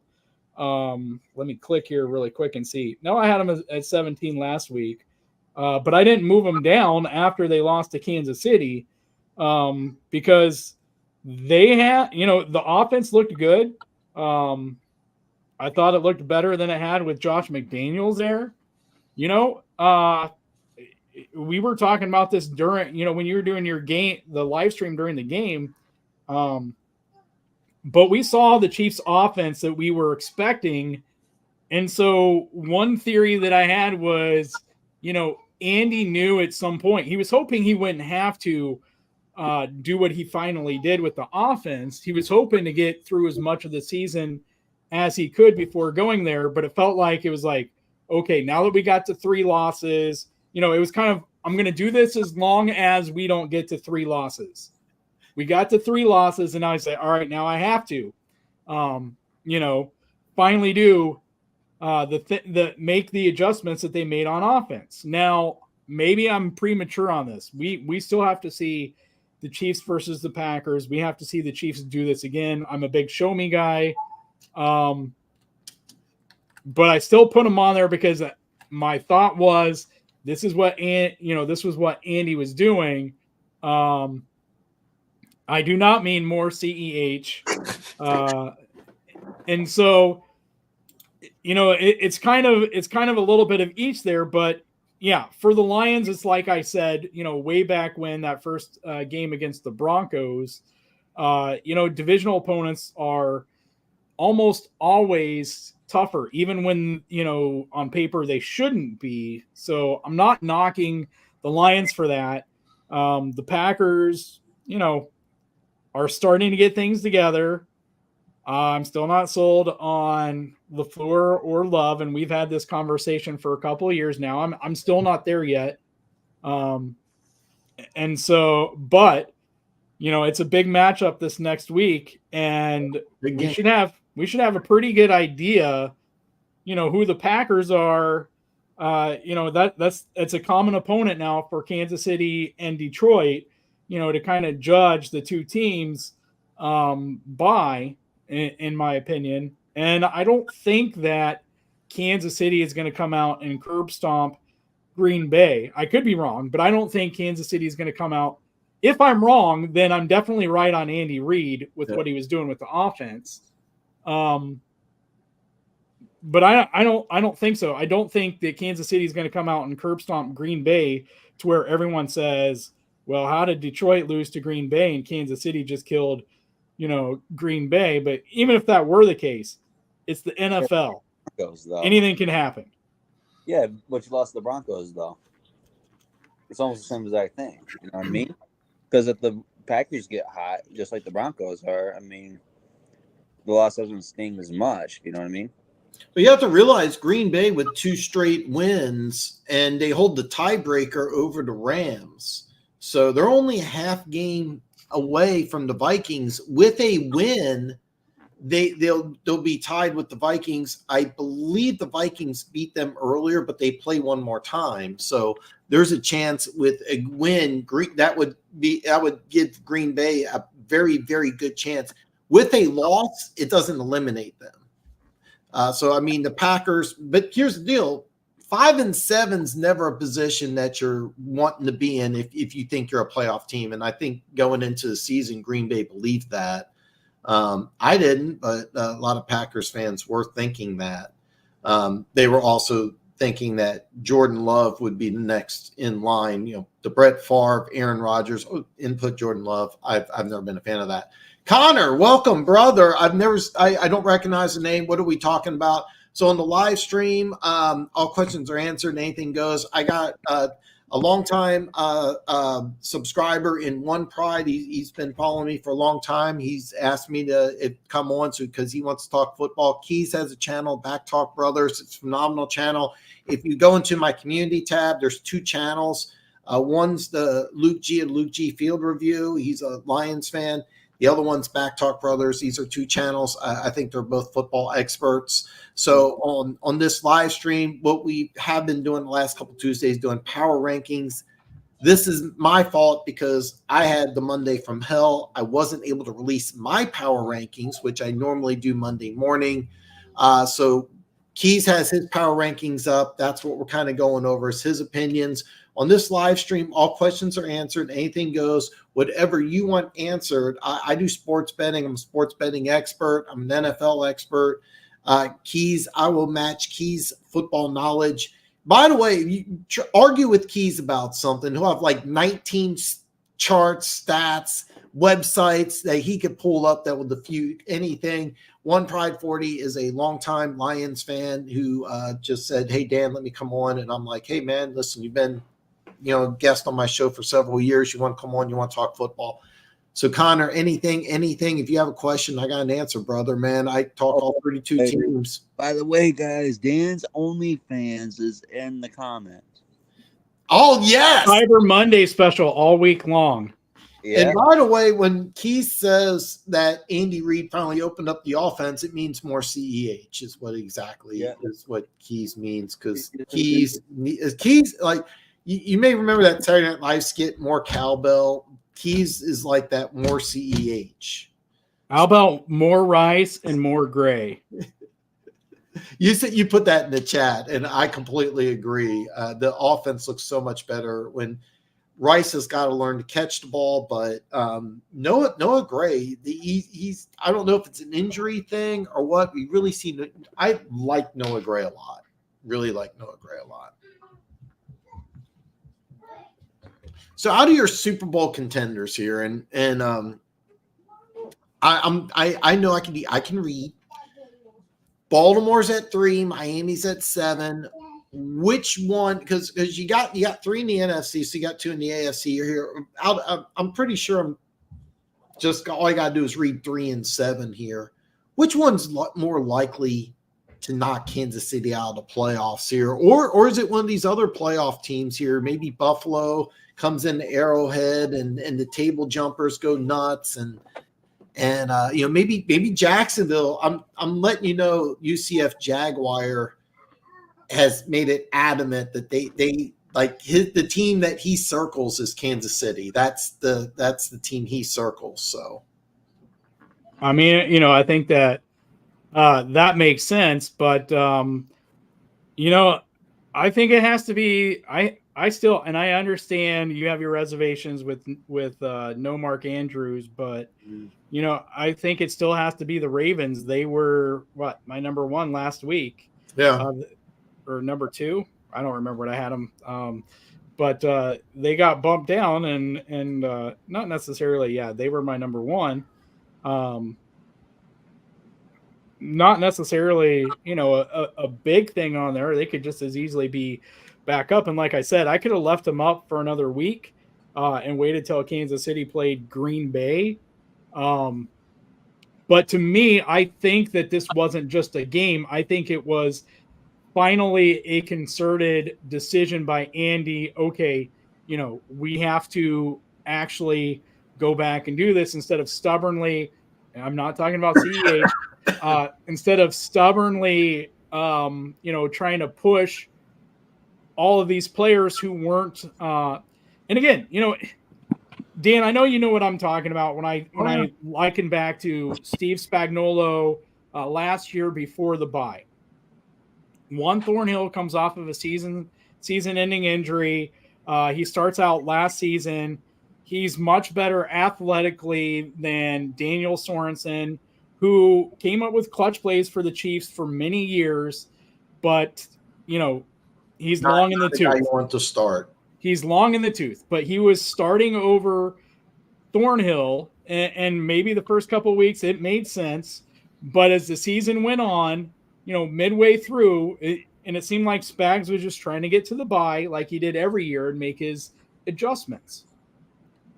But Sorensen was getting embarrassed, giving up big play after big play after big play, because athletically he was put in position that athletically he could not play the position that Steve Spagnuolo was putting him in.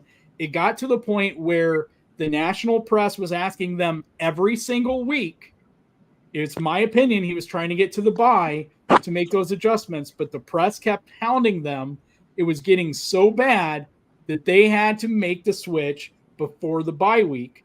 To me, it's kind of a similar situation, and we kind of thought moving, the way the defense looked at the beginning, we might see something kind of like this, but we were expecting it coming off the bye. We still didn't. And so, if you want to argue it was a 1-week fluke, I can understand why you need to see more, and I still need to see more. But for me, it was finally Andy. The Chiefs have been hearing it.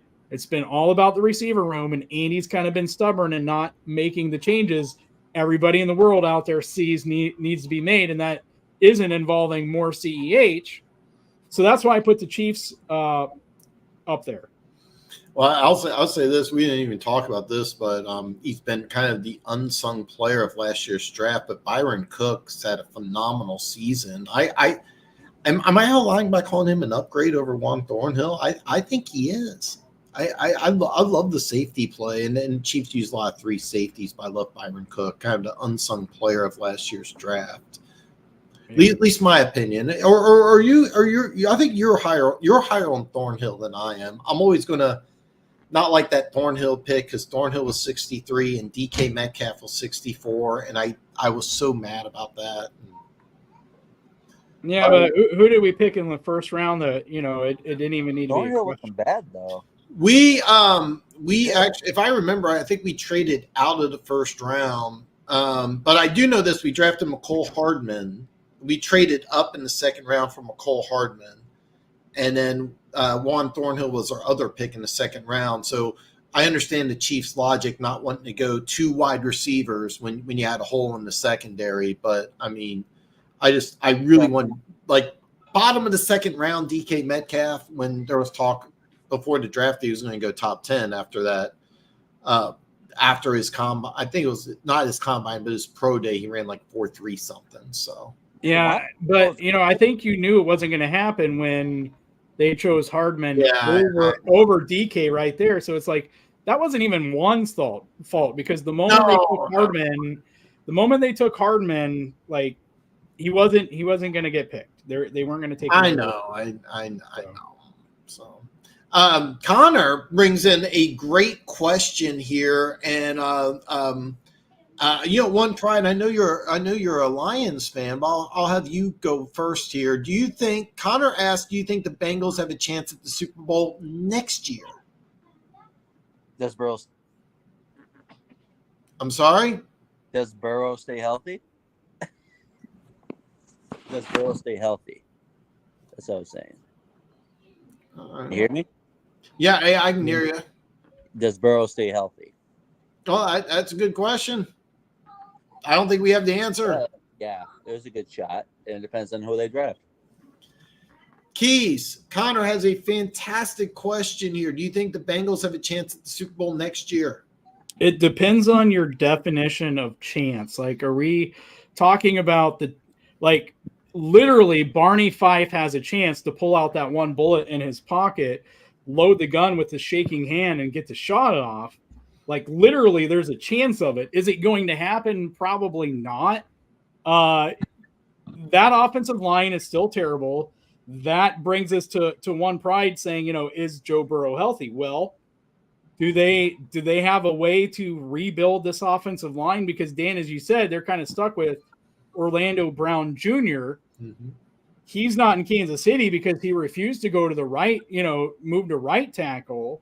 So how many moves are there out there realistically for them to rebuild, that offensive line for Burrow? If Lou Anarumo leaves, I think I give Lou Anarumo more credit than anybody on the Bengals roster or coaching staff for the Bengals' success to make it to the playoffs and to progress through the playoffs, and for the close games they had against Kansas City. I don't see anyone else I don't see them being able to replicate that if Lou Anarumo moves on, personally. And I'm pretty sure that he's going to get a job, but we've seen weirder things happen. So Connor, here's the drill, and Keith brings up some great points. Lou Anarumo leaves. How's that going to affect the team? Free agency, they're going to lose some players. They're going to lose some players in free agency. They still have some holes to fix and on the offensive line. I'm gonna level with you, Connor. I think that they're probably going to lose almost every game. I think they'll be a double-digit loss team. I think they're in picking the top 10. I'll go. What's up? What's up, One Pride? Like throughout the rest of the season? Yeah, I can see that. And plus, me and Keys are in agreement here that their O-line is bad. And if they have a top 5 pick, I'm thinking they should draft Joe Alt or Ulu. Well, I don't know if they're going to pick. I think they're going to have a top 10 pick. But to answer your question, Connor, I think absolutely they do. And I'll tell you why. Joe Burrow, when he's healthy, I think is the second best quarterback in the NFL currently. I think Patrick Mahomes is 1. I got Burrow at 2. Me and Keys have had some talks because I'm super high on Justin Herbert. I think Herbert could get that 2 spot eventually, but I actually do. But Burrow has to stay healthy. This is 5th year in the league. He's had 3 years where he's missed games due to injury. The offensive line's not that good. Lou Anarumo's probably. Keep in mind, I would put the number at like 15%. If Lou Anarumo stays as defensive coordinator, I think the Bengals' chances of going to a Super Bowl go up exactly 15%. I think he's that important. So, Right. I mean, there's a lot of factors involved. But the answer, if just yes or no, I'm going to say yes. And I think it's a good chance if Amaruno stays. If he doesn't, better than most of the teams in the AFC. There's probably only 2 or 3 other teams besides Kansas City. But to answer your question, yeah. Well, I'm just thinking too. If they get like a top 5 pick, I'm probably like I'm going to be a broken record with this.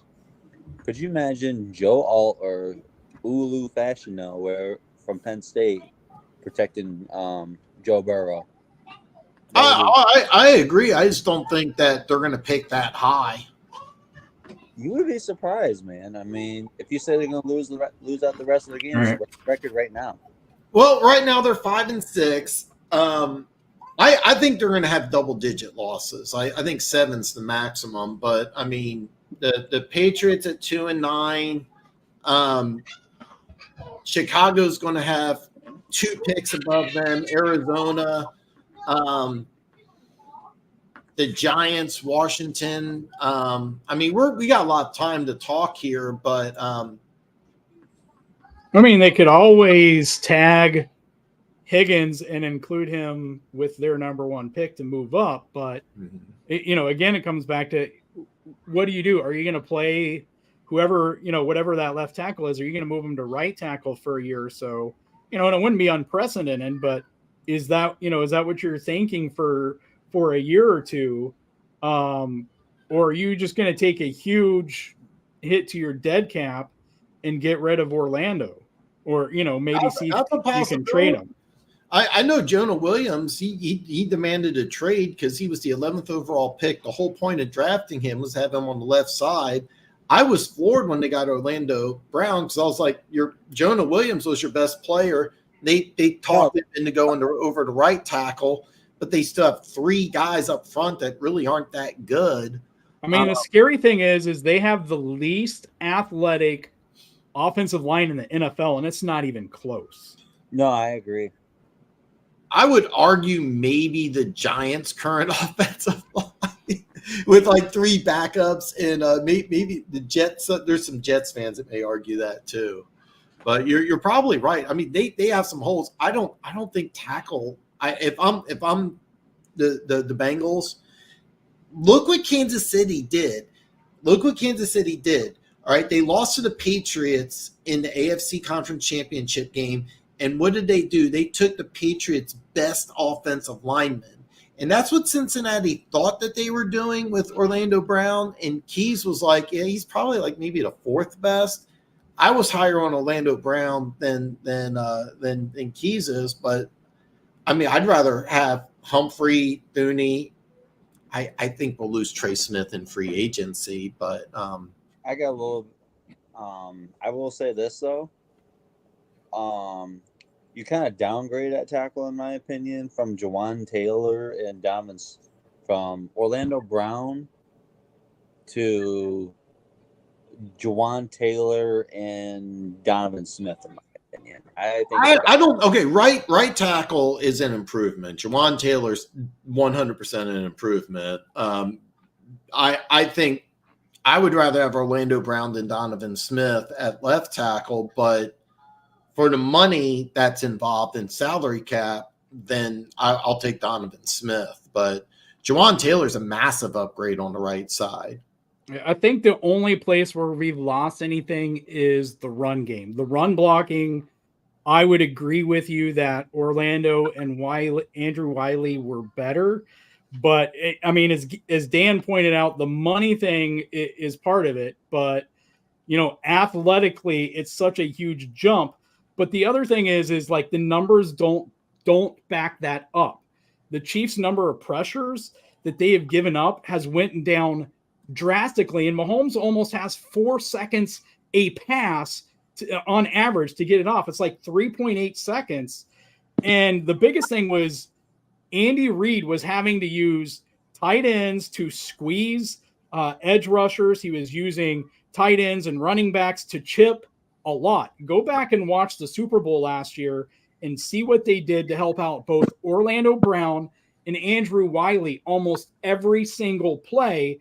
And it's almost laughable as a Chiefs fan to even suggest that, other than the running game, which I'm 100% with you, believe is legit right now. But we're half a season in, and 2 seasons in, people were just like, well, you just need to give Orlando another year to get accustomed to the system.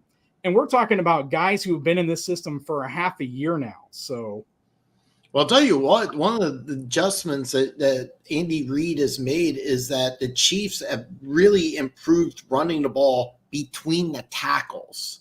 And that's huge. I mean, you get a guy like Trey Smith. If you were to say, God, build me a offensive guard, it's Trey Smith. And Connor, I don't know if you're not familiar with Trey Smith. I love this guy. He's 6'4", he's 330. He can bench press a dump truck. I mean, he's kind of what you want, if And then Joe Thuney is to be honest, he could play tackle. He could probably play center. Perfect tactician. Perfect guard. And Creed Humphrey, who's I think a little banged up, but easily I'm gonna say easily top 5. I would say top 3. I'm a homer though. I mean, I love Creed Humphrey. Top 3 center. Yeah, I'm just a homer. I think that's legit. I think that's legit though. Yeah. But, I think the biggest mistake with the Bengals though, and I could be wrong on this, but I think they're a year or 2 behind Kansas City from how defenses have played Kansas City throughout each year. They've been like a year or 2 behind, to where the Bengals offense looks a lot to me, like Kansas City's offense did last year, or maybe 2 years ago. And when the Bengals are committed to the quick passing game, that offense has looked great. But they kind of like the Chiefs did a year or 2 ago when Patrick Mahomes, everyone would say he looks bored out there because teams were playing too high shells and taking away, the deep threat. It's like they would get to where, he'd be like, yeah, I can go down the field on you, but I'm getting bored. So, then we would start calling longer developing plays, and it would be disastrous. And to me, that's the biggest thing I've seen with the Bengals. When they were doing the quick game, that offense looked, fairly hard to stop, but they would get, and this is, my interpretation, Burrow, Zach Taylor, whoever would get bored, and they start calling those longer developing plays. And you can't have Orlando Brown Jr. as your left tackle if you want to call those plays. He's a fit for that offense because Burrow's supposed to be Manning or Brady-like in his ability to get the ball out quickly. That's how you nullify concrete block feet Jr.'s lack of athleticism. That cracks me up. I love when you call that. I'm not better than Lions online. One Pride, let me ask you this here. I'm pretty sure I know your answer, but let me do this here because I know you're a hardcore Lions fan. Keys has the Super Bowl contenders. I'm going to just ask you about the NFC here. I know you got your Lions here. What's your opinion of Dallas over Philly? And what's your opinion of both these teams behind your Lions? Which one of these teams scares you the most? Philly. Like behind my Lions right on. Mm-hmm. Yeah, because the way Keys has it, he has Lions 4, Cowboys 5, Eagles 6. So out of Cowboys and Eagles, which one of these teams scares you the most? And which one of these teams do you not want to play in the playoffs? This is a no-brainer. It's Philly. Like, come on. All right. CB Prod, another Bengals fan. Awesome, dude. Hey, listen, man. We need more Bengals fans in here. Me and Keys will make fun of that god awful chili, but I really want some more Bengals fans in here. CB Prod. I'm gonna assume it's production, man. By the way, I like thumbnail. Hey, hi Dan, Bengals fan here. What do you think they will do next year? God, there's so many questions, man. I think Lou Anarumo deserves a head coaching job. He should have got one this year. I think it's a big difference. If I remember correctly, I think Hendrickson and Hubbard are both free agents. So you drafted Miles Murphy, a guy that I absolutely loved coming out of Clemson last year. He's going to have a starting spot. Are you able to keep Hendrickson, or are you able to keep Hubbard? That's a big question. You need some help at corner. We just talked extensively about your offensive line. I think they're going to pick in the top 10. The name, I'm going to do a lot of mock drafts, but I do them after the combine. I don't know his last name. There's a wide receiver out of Washington. It's Rome something. I think that's probably going to be the Bengals pick, because I think you're going to move on from Higgins. So there's a lot of question marks. But before Burrow got hurt, as a Chiefs fan, the team that scares the shit out of me, the team I didn't want to play in the playoffs, was the Bengals. No other team in the AFC, including the Ravens, really scare me, because I have no faith in Lamar Jackson in the playoffs. But I have to admit, I was kind of impressed with him over the last couple of weeks, and I want to see what they do after the bye. They're on a bye this week. They'll have some chance to tinker without Mark Andrews, so we'll find out. But there's a lot of question marks, but the Bengals, as a Chiefs fan, are a team I'm really afraid of. Lou Anarumo, please get a head coach. He deserves one. He really does deserve one. And then what you do from there. Keys, man, we got a Bengals fan in the house. Be nice. What are your thoughts on? I mean, I know you Connor asked the same thing here, but little different here. What are your thoughts here? Show some love for some Bengals fans. Yeah, first off, Dan, I looked it up. It looks like Hubbard and Hendrickson signed extensions at some point, that they're there through 2025. So that shouldn't be an issue on there. They just got to keep building the defense, but they really have to fix that O-line. They get the O-line figured out, and it's kind of, I think they put too much on Burrow, like we talked about, getting the ball out quickly. I think they have to take some of that pressure off and help him stay healthy. From there, I mean, you have enough offensive weapons. Even if you lose some, I think you're still going to be able to keep collecting some, and you don't really need A.T. Higgins. You need some guys who are good enough secondary guys that, if they want to bracket Jamar Chase, then you have guys who are solid enough that, they can still hurt you. And it doesn't take a whole lot, right? We kind of saw that this week, the Chiefs with the Raiders. Rashee Rice was doing enough that it was getting Travis Kelce open at times. So that would be my thing. And I'll just say this, because I'm with you, Dan. I know we both have a lot of respect for Lou Anarumo. I'm also a huge Chad Johnson fan. I follow him on Twitter. I hate when he posts stuff about the Bengals, but I have a lot of respect for Chad Johnson. I think he's a great, he's funny. And I think in a lot of ways he's a great human being. And so I have respect for the Bengals through Chad Johnson, and almost exclusively Chad Johnson and Lou Anarumo's coaching ability. And CB Prod, one thing is about getting a wide receiver. All you need to do is have them catch the ball. That's it. And trust me, it sounds simple, but here in Kansas City, One Pride. We got some Bengals fans in the house here. What's your thoughts on the Bengals and what they will do next year? Oh boy, they're an interesting team. I'll tell you that much. First of all, you still need to work on your O-line.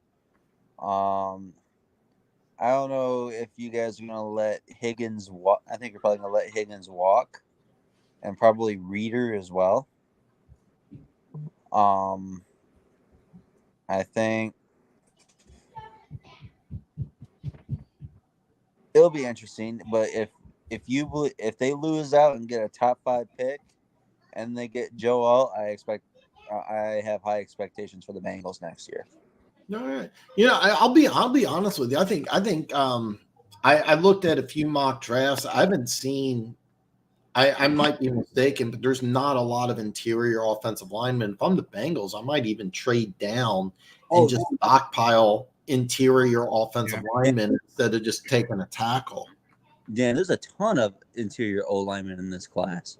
I'm looking at just first round. I've seen some mock drafts. I saw the one I looked at just recently. There was 6 offensive tackles, and I don't think we're going to see 6 offensive tackles in the first round. But I don't remember a lot of interior guys going in the first round in the ones I've looked at. Well, guards aren't really valued that much. I mean, the last No. If you're the only way, if you're an interior offensive lineman and you go in round 1, you got to be a stud. I thought the Ravens hit a home run a couple of years ago with Keys boy Linderbaum out of Iowa. And C-Bay Prod, Keys an Iowa guy. I have a lot of respect for Iowa also. You got to be an absolute monster to go in the first round. That's why if I'm Cincinnati and I'm picking high, maybe I trade down and just stockpile an interior offensive lineman. See, there's this guard from Michigan, and he got hurt in the Ohio State game. He was probably before the injury, he was one of the most dominant guards in the country, and that's Zach Zinter. He would have been a first-round pick if he didn't get hurt. And I mean, the other thing is you're gonna have left tackles who, get measured at the combine and have short arms, and they're gonna end up playing left guard, or even right guard. So you're gonna have more interior guys than the actual guys playing interior because they're gonna get bumped inside because they have smaller arms. And Joe Tooney's a guy like that. As Dan pointed out, he can play left tackle. He did it against the Bengals. He can go head for head with a guy like Trey Hendrickson, who has short arms as well.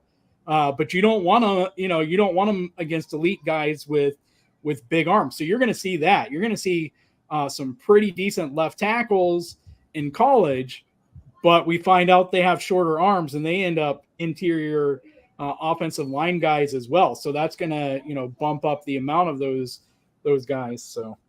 Yeah, and by the way, your comment here, I wouldn't be mad if Lou got a head coach. Yeah, it would definitely hurt your defense. Another thing is Jonah Williams, your right tackle. I know he demanded a trade.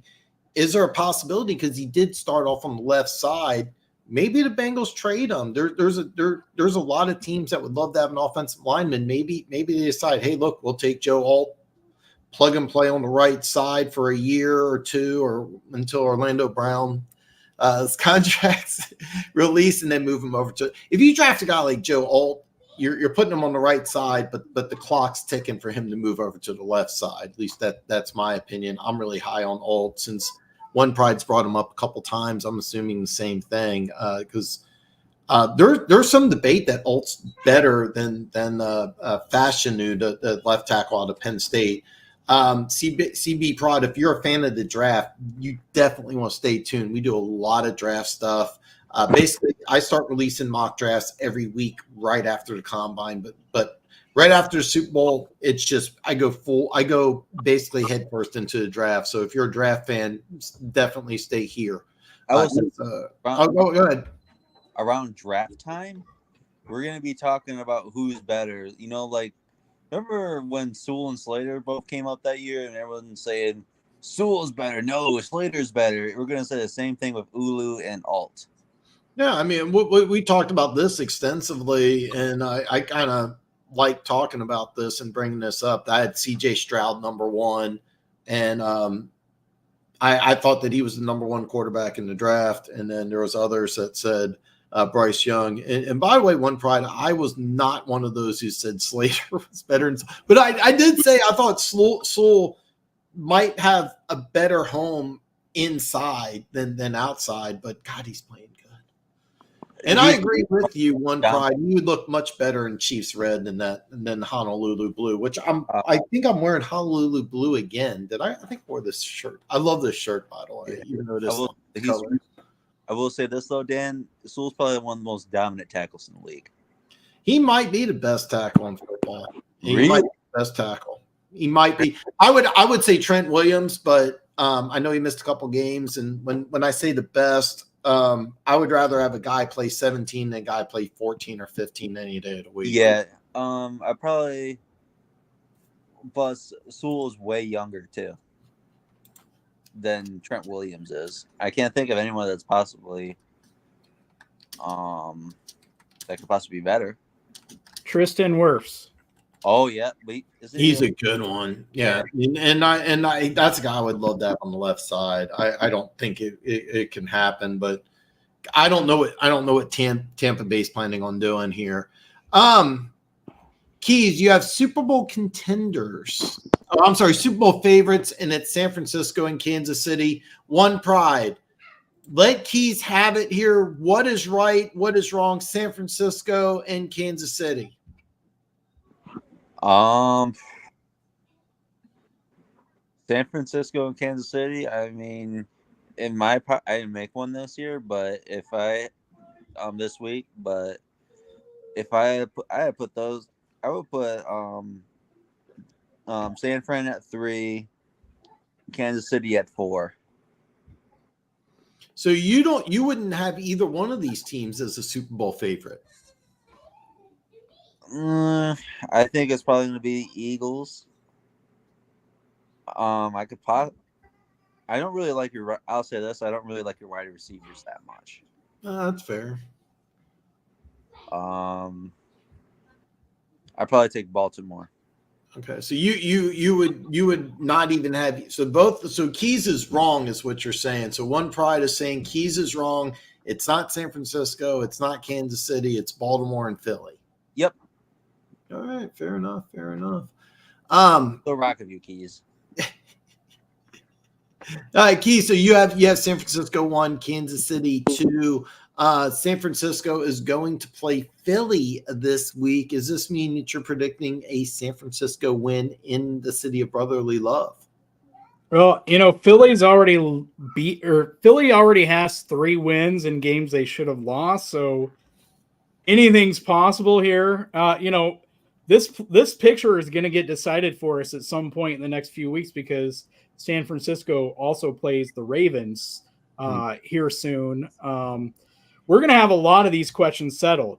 The Lions play the Broncos in a few weeks. Like by Christmas time or after Christmas Day, a lot of these teams are going to have played each other or played enough teams that we'll have a better idea, I think, right? Because every week it seems like there's 1 or 2 wins or losses, like where you're like, I didn't really expect to see that one come.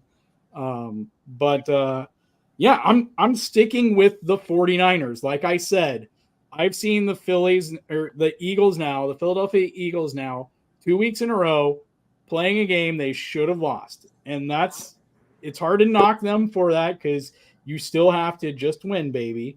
But still, I've came away not as impressed. I'm still not impressed yet.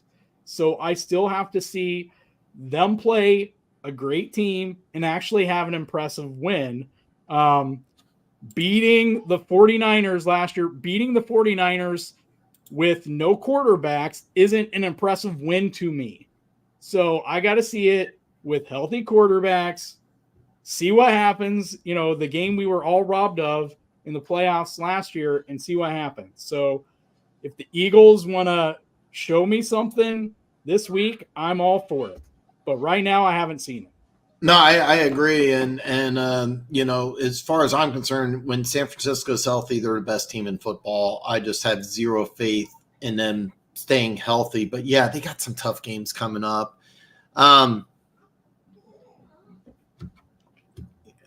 So, I mean, and for me, it's Kansas City. So I don't have a problem with that. I didn't put a list together this week. Just due to record, I would probably put Philly over San Francisco, but right after the show, I'm going to redo the video. So probably in an hour after I end this, I'm getting ready to wrap up here. I'll have my video released with my San Francisco Philly pick. By the way, the video is fantastic. The link is below. If you haven't seen it, it's a great video. Has all my picks, except I messed up. I didn't have San Francisco and Philly. I didn't put that game in there. I'm sorry. It's a fantastic video. Check it out. But I'll have that fixed and I'll re-release the video probably an hour and a half after I end this live stream, which I'm getting ready to wrap up. We've been on for 2 hours.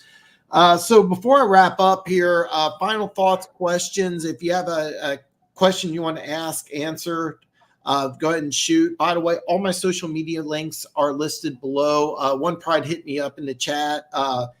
He sent me some great defensive tackles I'm sorry, One Pride. I didn't get a chance to the weekend from hell. I didn't do a lot of things I wanted to do, but we're going to do a ton of draft stuff. I promise I'm going to try to watch them here in the next couple of days because I don't do a mock draft till after the combine, but I think several teams could use a defensive tackle, and that's kind of a position I really want to pay attention to.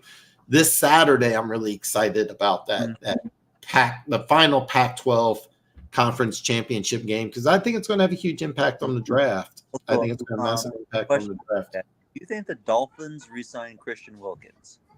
Because they're going to try. Oh, God, he is so good. They're going to try. I think that it's kind of weird because it all revolves around Tua because if they sign Tua, I think Wilkins will walk. I think Waddle will walk. I'll take Wilkins easily. I'll run away with that. There's a lot of teams that feel that way. So before we end the show tonight, One Pride, you got any final thoughts, comments, suggestions, anything? I'll say this. Thank you for having me on. Go Lions, and like and subscribe, people. Hey, thank you very much. Keys, before I let you go here, by the way, I didn't say it sooner. I apologize. Keys and the Back Talk Brothers, great YouTube channel. I love the show you had on After Hour special with the ladies. I thought it was fantastic. Any final thoughts, questions, suggestions, anything?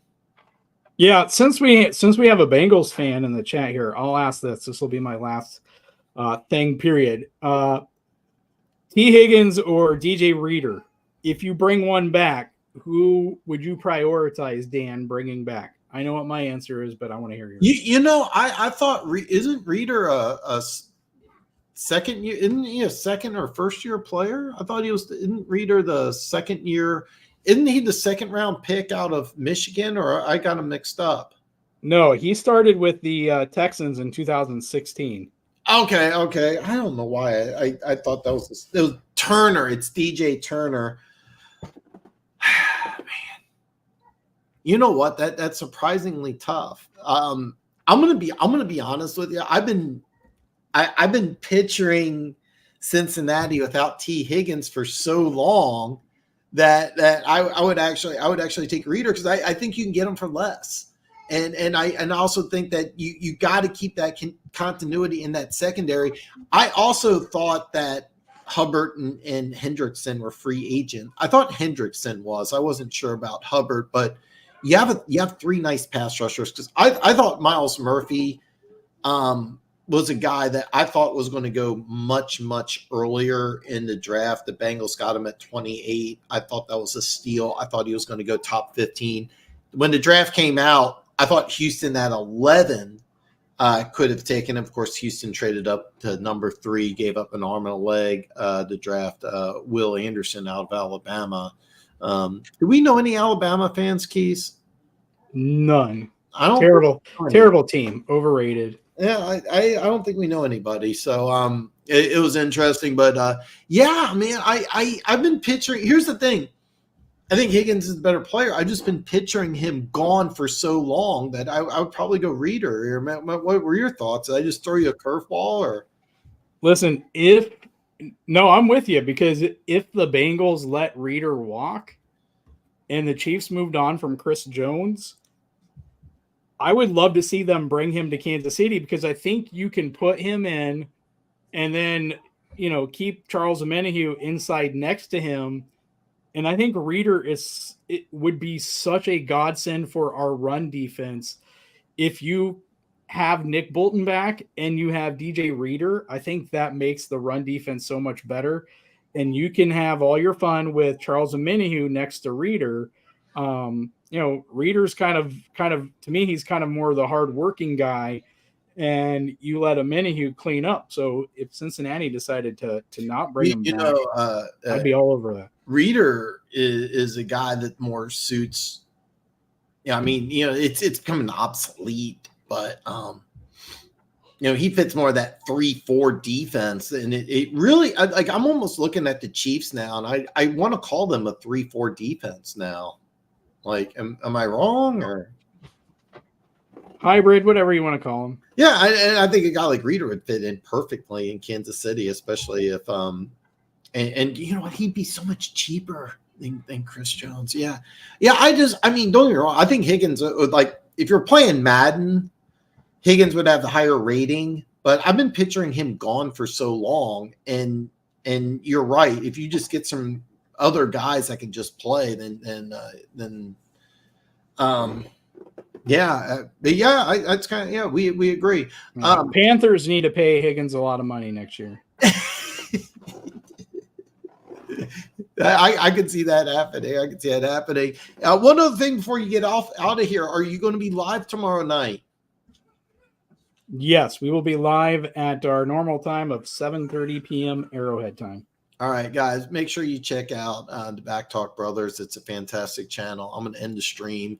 Guys, hey, thank you very much. I'll have the re-released video with the San Francisco Eagles game chosen, and it'll be added to the picks video. I apologize for that. No excuse. It's just been a really rough couple days. And One Pride, man, hey, thanks for coming on, man. It's always a pleasure. Guys, have a great night. I'll see everybody back Friday. By the way, I have a special guest. Keaton Talk Sports is going to join me Friday, so make sure you join the live stream Friday. I'll see you all back then.